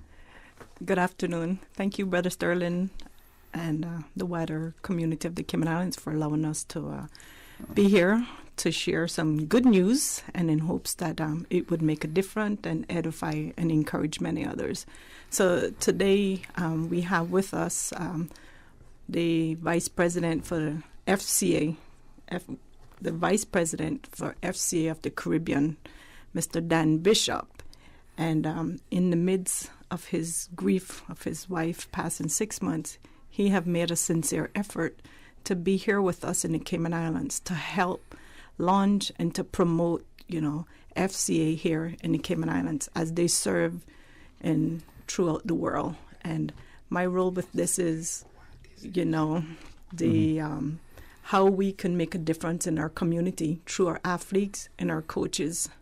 We can see all that is already going on in our communities with our young people. And it touches my heart, and I'm sure many others out there. And with FCA support, I feel we, as a community in the Cayman Islands, our churches, our schools, all of the sport organizations, there is a lot that we can learn and benefit and make a difference in the lives our athletes and coaches. Indeed. And before we ask Mr. Alfred Whitaker, the President of the Cayman Football Association, join us, Mr. Dan Bishop, again, public condolences, and thank you for the presence, the time. FCA, the Fellowship of Christian Athletes. Now, I don't watch much sport by design in terms of international. That's okay. Yeah, I don't follow celebrities and the like, because to me, they're just people. Unless they're significantly doing something personally impactful, what's the point, right? Sadly, the point is they impact our lives more often in a negative way. We see it. But Christian athletes, and I said that at first because I think Tim Tebow, the yes. American football player, was probably not just a gifted athlete, but a Christian. Correct. And I'll come back to that in a second. So before I do, the fellowship that we have in our associations, but the Christian fellowship in particular, can nurture, can guide, can direct, can cause us to make perhaps better choices, or perhaps rethink some of the things that we're doing because of the potential negative consequence it may have, not just for us, for others. FCA and in the realm of coaches and athletes, give us a perspective on that. Yeah, so just talking about like athletics and character, we know that athletics reveals character more than it builds character. But it's the smart coach, the wise coach, the observant coach who observes the character in his players or teams and knows how to coach from that perspective forward. You know, so Fellowship of Christian Athletes, we are a sports organization around the world. We work with coaches and athletes primarily, and all whom they influence. So Tim Tebow is very influential, broader than just the sports world. And we believe that coaches and even athletes have an influence that's really powerful, impactful, either for good or for bad. So the organization FCA is, again, a worldwide sports ministry organization who works with coaches and athletes to help them to become better coaches, better athletes, to make things better in their communities. And so we work with generally over this current year between 2 to 3 million coaches and athletes around the world. And our target, our goal is that we would lead every coach and every athlete into a growing relationship with Jesus Christ and with the church and with each other, so that they can lead together that way. And so we have, staff around the world. As Yolanda Whitaker works here in the Caymans, she is our country director. She's doing a very good job. Love her passion, love her experiences, love how she does what she does. With the burden as we have around the world, how can we help coaches and athletes? We see without question the impact a coach will have on the individual athlete and the collective on the team, but even the enjoyment of the game. And that coach probably will have a lifetime relationship with that person. So I think back to, say, boxing, Customado with Muhammad Ali and Customado with Mike Tyson. Tyson is a naturally strong, aggressive boxer. Listening to the counsel of a wise head like Customado, his skill, his accomplishments is even much better. But he can only coach so much if the person is uncoachable. The Rodmans of the world perhaps will find their way later on, beyond the basketball court or the like. I come back to Tim Tebow with the perception that here's a fellow who is genuine. And up until that point, I wasn't conscious of how many professional athletes were professing Christian. But the minute they do so publicly, their royalties, the endorsements, all the other things seem to fall by the wayside compared to others. Any thoughts on that, Coach? I think, that's a good thought and a good question. I think the cost of being a Christian athlete, has its cost.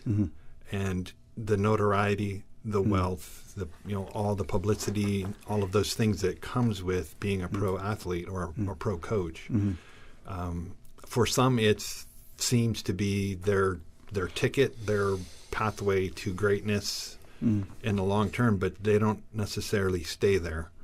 But a person like Tim Tebow, and there's many others too, who've been solid, secure, their testimony, their life story remains intact. There's credibility and trust in them, and so when they are, speaking or whatever they might be participating in or leading, it has a different impact than what resources, money, notoriety would bring.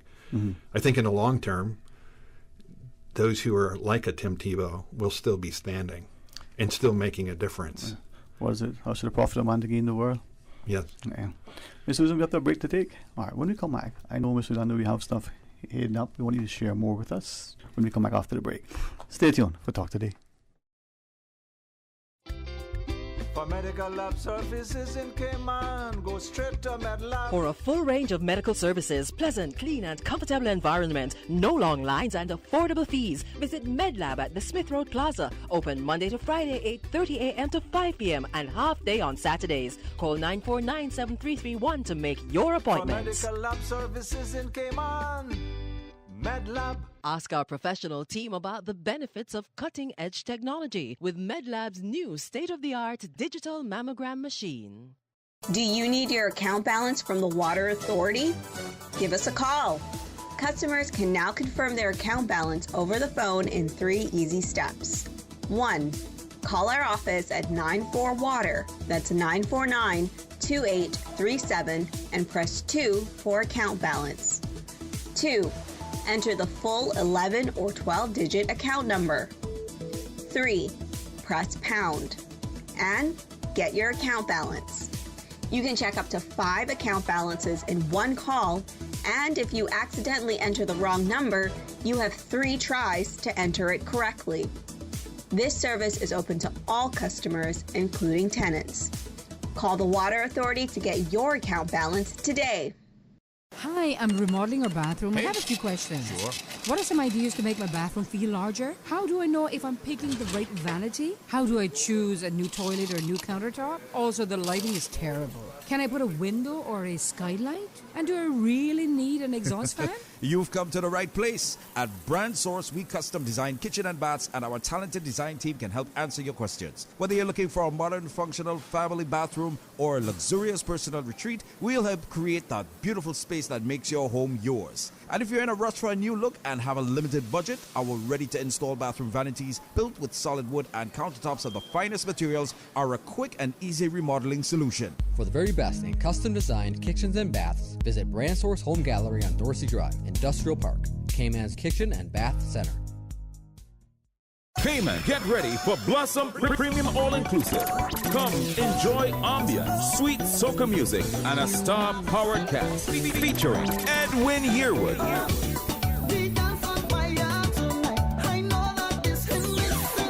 Edwin Yearwood,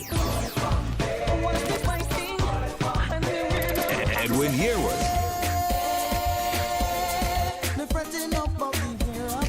Edwin Yearwood. Oh gosh, Cayman Island, what's up? This is Edwin Yearwood out of Crossfire out of Barbados, and I'm going to be there at Blossom Premium All-Inclusive.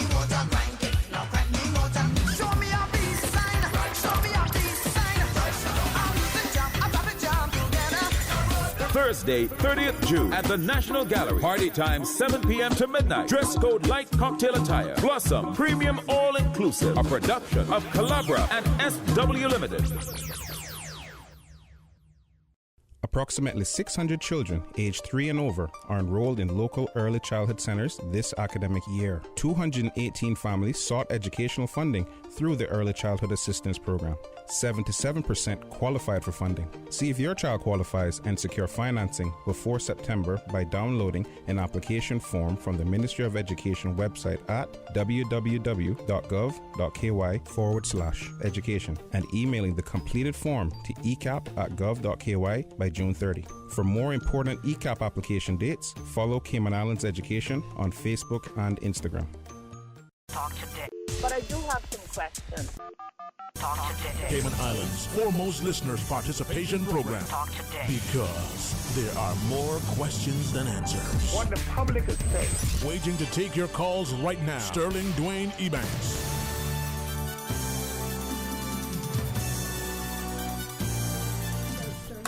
Hey, good afternoon. Welcome back, and thanks very much for joining us. And in the studio, in addition to Mr. Lando Whitaker, we have the President of the Cayman Islands Football Association, Mr. Alfredo Whitaker, and together with Mr. Dan Bishop, as Mr. Lando introduced him, is the International VP for the Caribbean for FCA, the Fellowship of Christian Athletes. understanding how a teacher in the classroom can be so instructive but so impactful to those students, whether they're the first day in school, whether they're finishing university because they've just done their PhD dissertation. That instructor, that teacher is impactful, but perhaps none more so than the coach who touches the lives, for whom the family is probably without question just trusting with this young mind. So from that perspective, Mr. Bishop, what do we say first and foremost to the wider community relative to the coaches and the like when they're impacting our athletes? I would say the first thing is to help coaches to realize that they are a three-dimensional person. Mm-hmm. They have the physicality, the mental, emotional, and the spiritual. Mm-hmm. So 3 dimensions.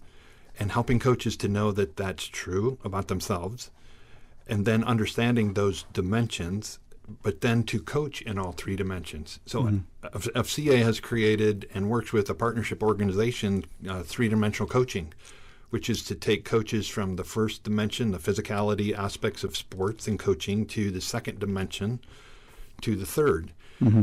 A lot of coaches, and we know this by research, that only 15% of coaches coach in all 3 dimensions, which means 85% don't. Mm-hmm.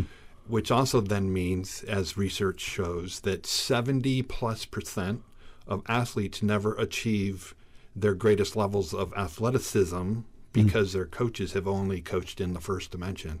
So we have this 3D coaching framework that we train coaches everywhere in the world.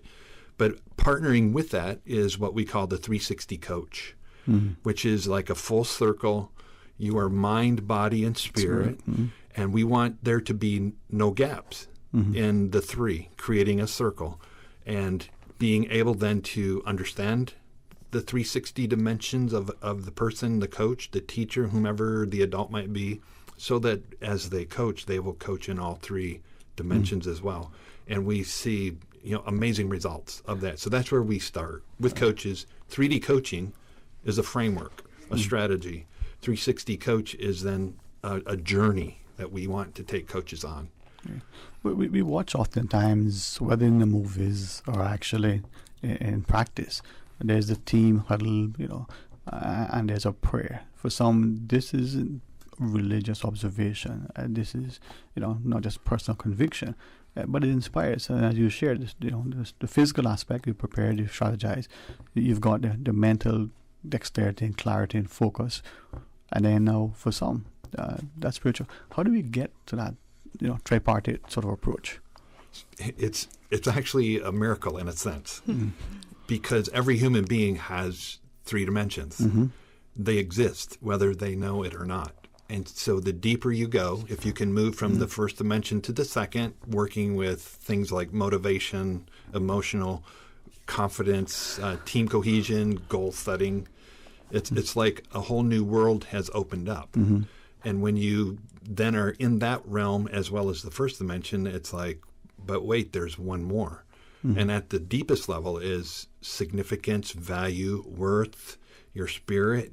And when human beings start to peek into that window or crack the door open a little bit, it's like, who knows that? Because it looks really intriguing to me. Can somebody lead me there? And so it takes time to get to that point. But that's how it happens. And, rarely does a coach or an athlete go, oh, yeah, I'm a 3-dimensional person. I'm just going to be in the 3rd dimension, and we'll say, well, you need to come out of the 3rd dimension and be in the 1st right now because we got practice to do. Alfredo, from the perspective of not just seafood, but sports in general, and you're an avid fan, administrator, but equally as a person, we see our lives and our conduct not only impacting, affecting others, but serving as an example. So from CFA's perspective, from your personal perspective, when we look at the work of FCA, how do you relate that to what we're doing? Well, for us, it's great to have it in Cayman, and especially when you have it in your house. Is that what happens? So when Yolanda started this adventure, this new chapter in her life, in our life, at some point we have our doubt of where this could go, how it would be accepted.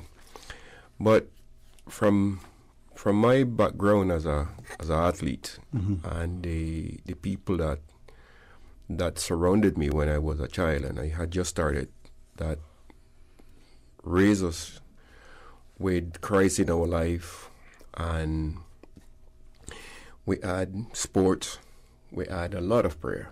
My mom was a devoted Christian, and we believe that these organizations, especially now in Cayman, with what we've seen and what we're experiencing, is key to success.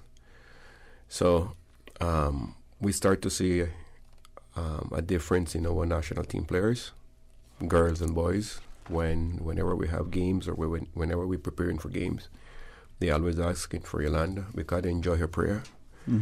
Sometime in our Monday extra meeting, we call Yolanda to come and open our meeting in prayer. That we do it at all of our event.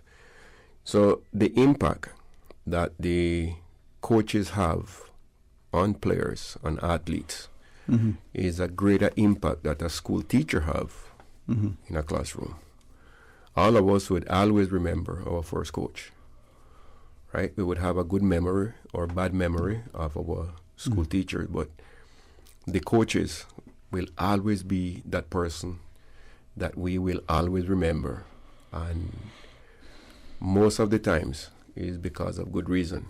Was that person that gave us the first opportunity to be part of a team, give us the first opportunity to join, could be one team, could be a national team, could be the school team, could be something, but those are the people that we always remember.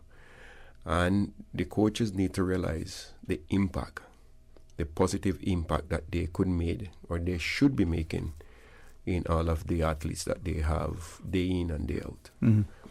Well, when we come back from the break, Mr. Land, I always appreciate your time. I want to invite you to share with us what you've been doing so far through FCA. What are some of the plans and the like?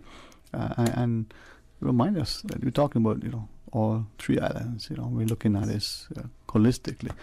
Just like there's three parts of the three islands, all wonderful people, So when we come back, we can talk about that. Okay.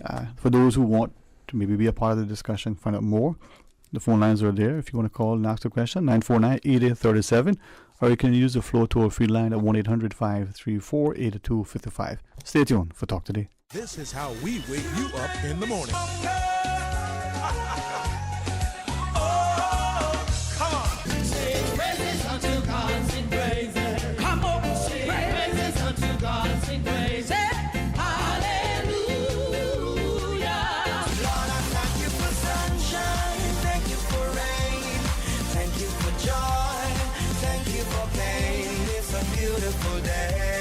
Praise time on Radio Cayman.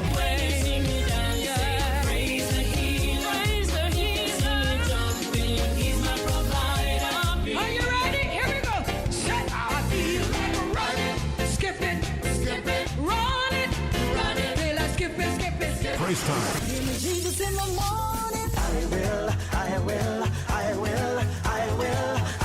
So send me, Lord. I will go.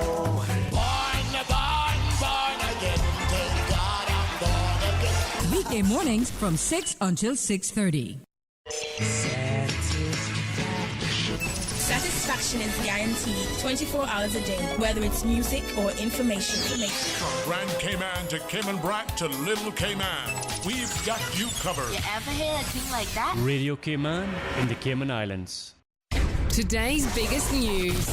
Radio Cayman. Your voice, your choice. Local, regional, international. This is Headlines from Radio Cayman's newsroom. Today's biggest news. With your latest headlines, I'm Felicia Rankin-Solins. The Cayman Islands Public Library Services announces the start of the 2022 Summer Reading Challenge on Friday, July 1st, 2022, under the theme Incredible Authors. The Summer Reading Challenge aims to develop lifelong learners and encourage its participants to enjoy reading over the summer. The challenge is open to all children between ages 6 and 17, and they may sign up online or at any branch library between July 1st and August 27th. To register online, visit the CIPL website at cipl.gov.ky, download a registration form, and submit the completed form to libraryprograms@gov.ky. In international news, NATO has announced plans to massively increase the number of its forces at high readiness to over 300,000 troops. The bloc's rapid reaction force currently has 40,000 troops at its disposal, with many of those based along the alliance's eastern flank. The Secretary General said the increase followed a direct threat from Russia to European security. He earlier said that the new military blueprint would drastically upgrade the bloc's eastern defenses. A public U.S. school was wrong to punish its football coach for praying at midfield after his team's games, the Supreme Court has ruled. Joseph Kennedy's prayers were protected by the constitutional right to religious expression and should not have been prohibited. The school had argued that the displays could coerce students of different beliefs into religious acts. The case had been considered an important test of the separation between church and state in the U.S. These are your headlines. I'm Felicia Rankin-Solins. For the latest in news and information, follow Radio Cayman on social media, Facebook, Instagram, Twitter. Download the Radio Cayman app or log on to our website, radiocayman.gov.ky. We wanna go and dally, Backyard, Caymanian and Jamaican cuisine. 7 Mile Beach might have changed, but Backyard is bringing it back. True Caribbean food in the heart of 7 Mile, just like Mama's home cooking. Brown stew snapper, Cayman-style beef, jerk chicken, turtle stew, and the delicious list goes on. Dine in, take out, or order with the Bento app. Backyard, Caymanian and Jamaican cuisine, 269 West Bay Road, or call 746-4603. Backyard, daily lunch specials, and the one-of-a-kind Fun Day Sunday brunch. Backyard. Talk today. But I do have some questions. Talk today. Cayman Islands' foremost listeners' participation program. Talk today. Because there are more questions than answers. What the public is saying. Waiting to take your calls right now. Sterling Dwayne Ebanks.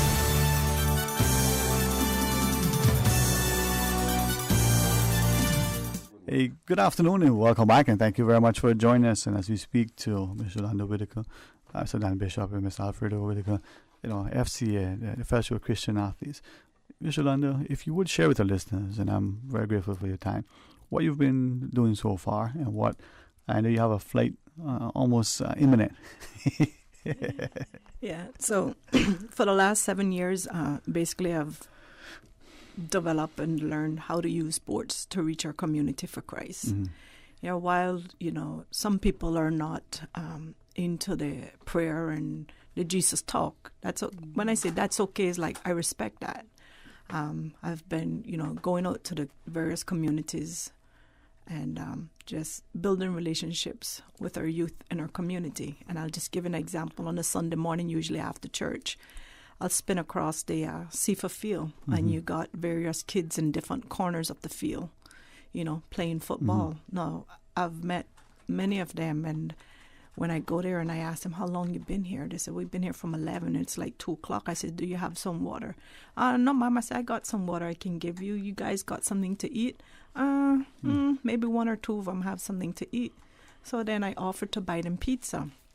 And this is something I've been doing, not just at the Sifa field, but it's just, when I go and I see the opportunity how we can make a difference in our kids' lives just right out there in the field. That just, spur me along and just want to bring greater awareness to the wider community of the Cayman Islands of how we can use sports to reach our coaches, our athletes, and our students and everyone in our community. Mm-hmm. And what really touches my heart, up to this very week that I found myself even crying, is the stupidity of the fights and the injuries and the lives that are taken, amongst young people.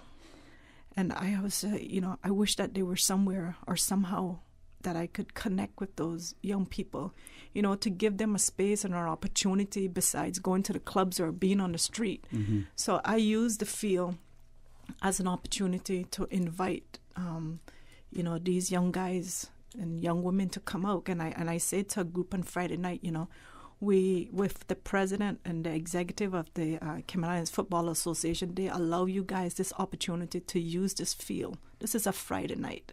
They allow you guys to use the field, and I do say to them, please respect the field and take care of it. We allow you to be a part of it, because you could be somewhere else, but you're here on the field just playing football and having fun. And I offer them, water, whatever I can. Pray with them, offer a word of encouragement, share some life values in biblical aspect as well. But, I don't just go writing, shoving the gospel down their throats or beating it across their back. I do respect, that not everyone is there. So I do ask their permission. Do you mind if I pray with you? Can I share something with you? I share my faith and my belief. And I say to myself and to a few others, if I could make a difference like that just on one field in the Cayman Islands and one sport, imagine how many other sports and how many other fields we have in the Cayman Islands that other people can go and make a positive impact. So it's just, like I say, using sports to reach our community for Christ. Right. So you had a training session on Saturday? Yes, sir. You want to tell the public about it? Yeah, so while, we shoot for the moon, I land amongst the stars. And praise God for those that came out. They were well blessed. We got a lot of invitations to follow up to share with amongst different churches, congregations. There were some coaches that came out, and you could just see the hunger and the desire in those coaches that came out, that they want to do more for their team. They want to be better coaches. And some of the resources that FCA offers, can make a difference, can take the coaches on a different level than just the general basic skills of, dribbles and defense and forward. There's more resources. There's more opportunities with what FCA, Fellowship Christian Athletes, offers that I, and along with FCA, wants to offer to the wider community of Cayman. Right. If I then I want you to share about your trip to the back coming up as well, so that if you wish, right? Sure. But Mr. Bishop, when we look at, as you said, the three-dimensional coach in particular, and the player, the person, we need to understand the physical, technical aspect of the game. We need to practice and get conditioned. We need to bring to the game mental clarity and focus. And sometimes that's for some easier than others. But there's a spiritual dimension that I think for many of us is very evident. As I shared, I read what was just shared with me that in the U.S. now, the Supreme Court in the U.S. has ruled that a Washington State high school football coach has a right to pray on the field immediately after games. And many would recognize that in the past, this was a challenge, freedom of expression or religious or otherwise. What is that ruling in the U.S., but also from your perspective, coach, player, participant, just witnessing? What does that mean to get more of us involved? The ruling today was a good ruling. The coach was not violating, any constitutional issues, and he was just after the games by himself, just offering a private prayer. And whether they won or lost, he was out on the 50-yard line to pray. And many students and athletes would come and join him. And so the school district asked him to refrain.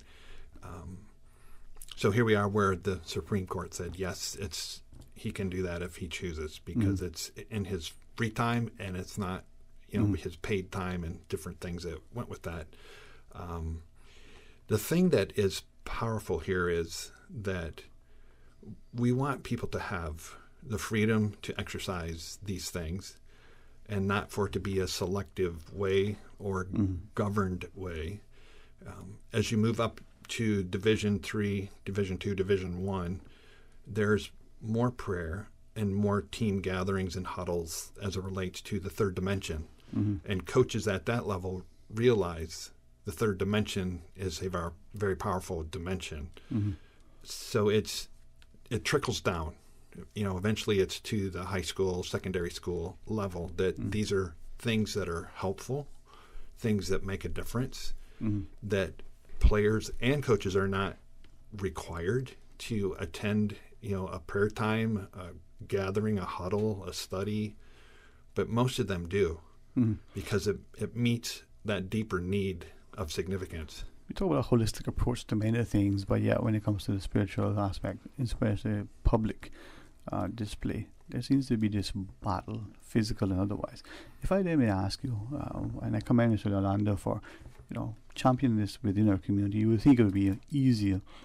But again, just by observation internationally, we see the professional athlete being either ridiculed or being somehow shunned, or at times even excluded and openly discouraged. Your prayer, your public sort of display, we don't want that. In fact, you lose your endorsements. Any thoughts on that? I mean, come back to Tim Tebow, for instance.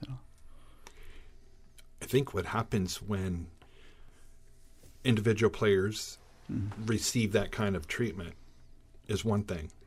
But when they start to find each other and join together as a community or a group of athletes or coaches, there's a greater statement and an encouragement, a safety that they can continue, to exercise their faith as well in their sports.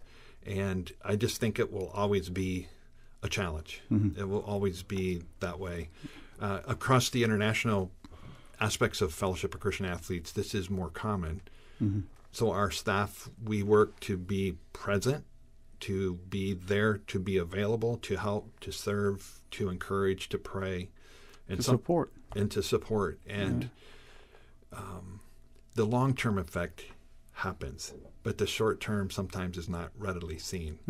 And it goes to this, too, of if we can help current coaches learn to coach in all three dimensions, even if they aren't, a faith-based person, but they recognize the third dimension, what they're actually doing is they're creating the way the younger athletes who will in turn become coaches, they're going to coach how their coach coached them. So we see this as kind of generational influence over time. And again, it might be one coach who influences maybe 10 coaches that are 10 years down the road. And then those 10 coaches may influence 100 coaches 10 years down from there. Well, Mr. Lando, certainly appreciate your efforts, appreciate your time here. And as we close out our discussion, you've been here on Grand Cayman. You shared that you're going, if you want, because we want to take it across the country, right? Yeah. Tell us about it. All right. So, yes, I reached out to our Cayman Brac brothers and sisters, and in speaking to one of the pastors, when I reached out to him and, letting him know that we're coming over to the Brac, he said, thank you for remembering us over here, because I went there about 3 years ago, sharing similar information with a different organization, and now tomorrow we're going over with FCA. It's just a privilege to have Mr. Dan Bishop, the vice president himself for the Caribbean, to be here in such a time, of what he's going through, to come and help, for us to pursue, this vision and this mission of using sports to reach our athletes. So the BRAC is well in receipt of this. Mitchum, he have his coaches lined up. I'm just so excited, to just be over there with them and include them in this as well, because, the Cayman Islands, like you said, is made up of 3 islands. If we had a team or, coaches over in Little Cayman, I'll hop on over there too, Maybe we'll create a coaching association over there in Little Cayman if we have to. But yeah, so we're going over to the BRAC to share just in a nutshell, about FCA and how we can serve alongside our coaches, our pastors, and our teachers, on how, we together can continue to make a positive impact for our youth and for for whoever comes in our path. So sports has the power to build bridges and knock walls down, and that's what we're trying to do. Well, I commend you, and we want to continue to be a partner, and I hope that the coaches and the parents will subscribe to it, recognize that there are 3 dimensions to us, and this is perhaps the most influential, most important aspect. Before I ask Mr. Bishop for any final thoughts, Alfredo, from your perspective, appreciate the endorsement and the support, both publicly, but also from the perspective that you got it in your home. So, well, Sterling, thanks for the invitation, and now we're looking forward to August summer camp that is there in the making. So we will talk about that a little bit after. But it's great to have celebrities and good people that visit the island to share and to teach something different. That is the love for Christ. To try to get our coaches a little more understanding. They have the knowledge. I think a little more understanding of what impact they could make in our athletes' life. Is good to have blessings coming to the island and not the ordinary tourists that we always have. So that is good. Where their fruits, you shall know them. Mr. Bishop, thanks again. And if you have any final thoughts, perhaps Mr. Ladiano, but any closing thoughts you might want to leave. My final thought here today is, first, thank you for letting us come and just share for a few minutes. I also want to, again, acknowledge Yolanda and all who help with her, as our country director. It's a lifelong journey. It's not one event or one summer. It's a long period and just staying at it. And that's what she's been doing. We talk in FCA about pursuing and persisting. And that's who she is. And so I'm really thankful for her. The last thing I would like to share just in this moment is the more of adults who can recognize, the dimensions of who we are and how we operate as human beings, the better we will do as it relates to our parenting, our teaching, our coaching, all of those things. And so my encouragement to anyone who's listening today is, take a minute and pause and think about, so who am I? And do I know these dimensions of myself? Because they affect everything of how I think and what I do. And if we can do a better work as adults, we will have a better result with the next generation. And that can happen pretty quickly, not years and years from now. And our kids are watching. They need someone who is showing them the way. And we get this chance. And sports is one of those few platforms that gives us the chance. Indeed. Mr. Lando, any closing words you may want to share?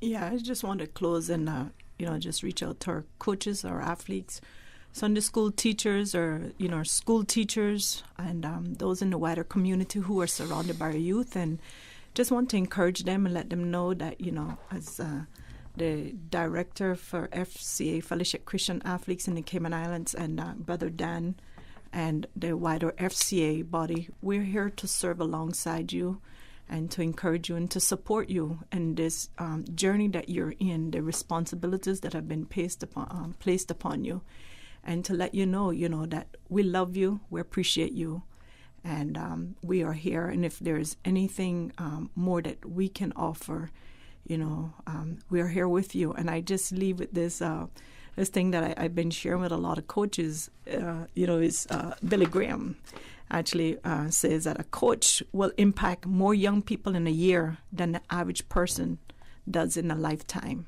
And I'll repeat that again. A coach will impact more young people in a year than the average person does in a lifetime. Don't you want to make a difference, a positive difference? And here we are, FCA, Fellowship Christian Athletes. Hey, thanks very much. And thank you. I want to see if festive time fellowship on the back, and when you return, let us know. We can continue to partner with you. Thank you, Brother Sterling. All right, gonna pause and take a break. When we come back, more Talk Today. A caring and community spirit, cherished family and cultural values. These are some of the things that still embodies the Caymanian way of life in the Eastern Districts today. Savannah Pharmacy, your neighborhood pharmacy, located in Countryside Shopping Village, is delighted to offer products and services of real value. Whether it's catering to your family's medical needs or carrying apparel, gifts, and beauty products, Savannah Pharmacy provides you with more than just prescriptions. Remember, they're always just around the corner with everything your family needs and convenient opening hours, including Sundays and holidays. Savannah Pharmacy. For more information, call 946-3336. Subway is giving you flavor around the clock with the new Chicken Squad sandwich options. Try the classic chicken and bacon ranch, the sweet and savory barbecue chicken, or the chicken cordon bleu. 3 new appetizing and delicious sub options that you can also make into a wrap. The Chicken Squad is available at Subway for only a limited time. Subway, giving you something to cluck about. For medical lab services in Cayman, go straight to MedLab. For a full range of medical services, pleasant, clean and comfortable environment, no long lines and affordable fees, visit MedLab at the Smith Road Plaza. Open Monday to Friday, 8:30 a.m. to 5 p.m. and half day on Saturdays. Call 949-7331 to make your appointment. For medical lab services in Cayman, MedLab. Ask our professional team about the benefits of cutting-edge technology with MedLab's new state-of-the-art digital mammogram machine. We think it's time you crossed over to a new vehicle. And with the Toyota Corolla Cross now at Vant Motors, you have plenty of reasons to make the switch. The crossover body and hybrid engine is a sleek design in a sturdy structure with a spacious interior that opens to extensive cargo space. Stuck in traffic? The high-performance self-charging hybrid system automatically switches between gas and electric vehicle mode, helping you lower both fuel costs and carbon emissions. The Corolla Cross has full LED lighting inside and out, an integrated display audio system with energy monitor, and a dual-zone climate control system to ensure comfort for all. Test drive the new Toyota Corolla Cross Hybrid today at Vant Motors, Walkers Road. The Department of Labor and Pensions reminds employers and employees that the pensions holiday ends on June 30th. The deduction of pension contributions resume on July 1st, and the payment of the mandatory 10% pension contributions is due by the 15th of the following month. Talk today. But I do have some questions. Talk today. Cayman Islands' foremost listeners participation program. Talk today. Because there are more questions than answers. What the public is saying. Waiting to take your calls right now. Sterling Dwayne Ebanks.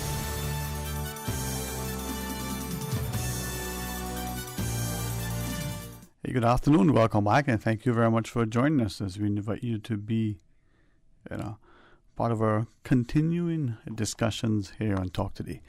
Open line for the remainder, 949-8837, 1-800-534-8255, or you can WhatsApp 925-3261 and share your thoughts with us. It's good to see in our communities that we are increasingly willing to share publicly the things that are on our mind. And even when there is a difference of opinion and we disagree, we can do so respectfully and responsibly. And that's the sign of a healthy democracy. Well, quick heads up, I'm going to be out tomorrow for a bit. A couple of things that I need to attend to. Our good colleague Raymond Singh would sit in with us. He's going to have an excellent program. Of course, our friends from the HSA will wrap us up at the end of the program, but he'll start things off in the realm of coaching. And you got to join him. It's going to be a fascinating discussion. So thanks to him and Kathy and Anita, OC and the others when they sit in the chair and allow me to let down my hair. Hey, tomorrow will be one of those days. But we got, 5.5 minutes left in the program today. So who is going to share some of their thoughts with us? During the last discussion, I picked up a couple of messages following on from what we were sharing earlier in relation to the good news that some have shared that the mask mandates have been listed. And for others, a bit of, trepidation, perhaps on some of others, as we had a gentleman who called earlier said, he's a proponent and he's going to continue to advocate. And I think this is where we can wear if you want it. So, as the week unfolds, Thursday comes and the regulations go into effect. So, for those who have activities on, they'll be able to wear freely. But may I say, be respectful that there will be some of us, either because they're convinced that is what is appropriate for them, they're so conditioned or otherwise. If they are wearing a mask, be respectful that that's their choice. But turn that coin over as well. And for those who are celebrating and glad to be able to walk freely and breathe without, please respect that as well. Let us not be divided. I say that to reflect on the conversation again. There are 3 dimensions, and maybe there are those who recognize that we are in a spiritual battle. It's not just of the flesh. For some hearing that, they may find that to be inflammatory. Again, It just shows that we are not increasingly respectful and tolerant of each other's perspectives, positions, and sometimes, their own, things that guide their lives. So let's look at it. I am conscious that we're almost at the end of the program, but it would not, allow me to leave without sharing, as someone had indicated over the weekend to me, the growing concern with what has happened globally. We heard the Honorable Tourism Minister, share that a recession is something that is possible. Now, economists and others will give you a different perspective, and they may qualify it in terms of different things, and you may hear words that you have never heard before, words that may seem like jargon that are peculiar to a particular sector, words that you're very familiar with. And what I would share is have the discussions. So if you were, for instance, to hear words like stagflation or hyperinflation, don't just accept it, and don't just type it into some search engine and then accept what is said. Trust but verify. Ask questions and understand. Don't, it's much easier said than done, but don't panic.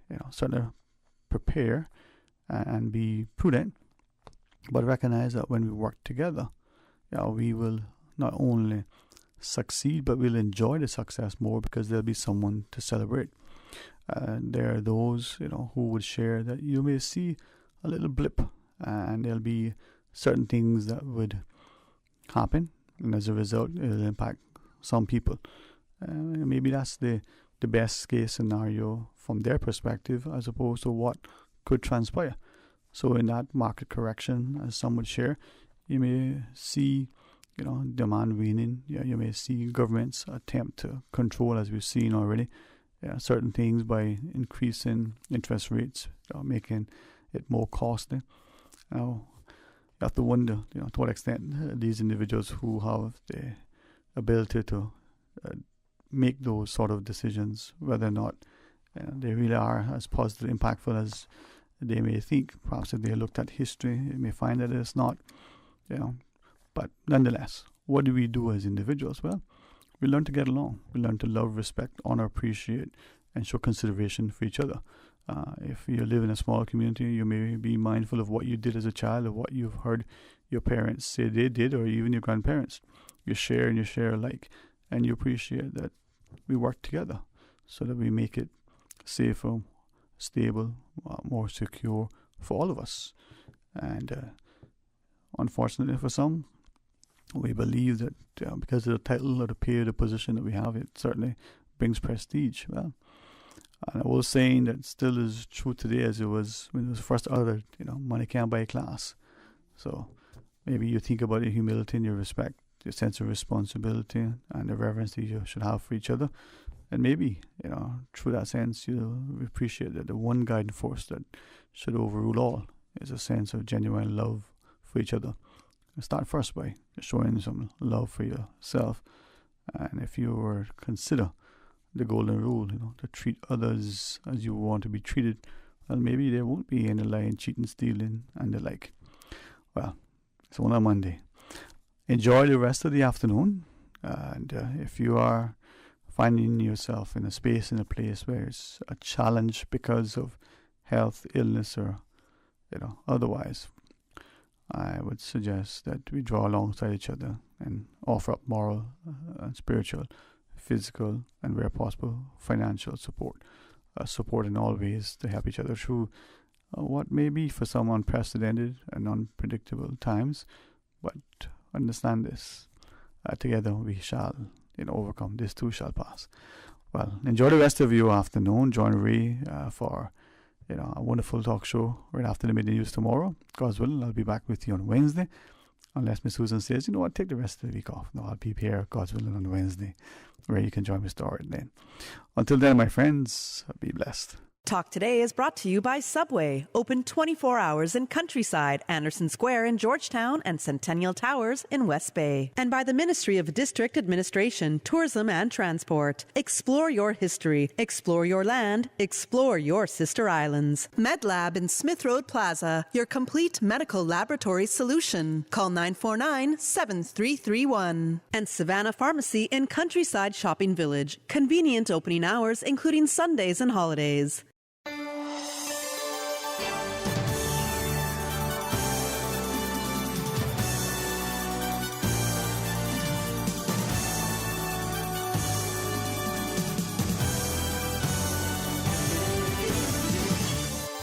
Six years. 3 beloved isles. 1 beloved station, Radio Cayman. The voice. The heart. The soul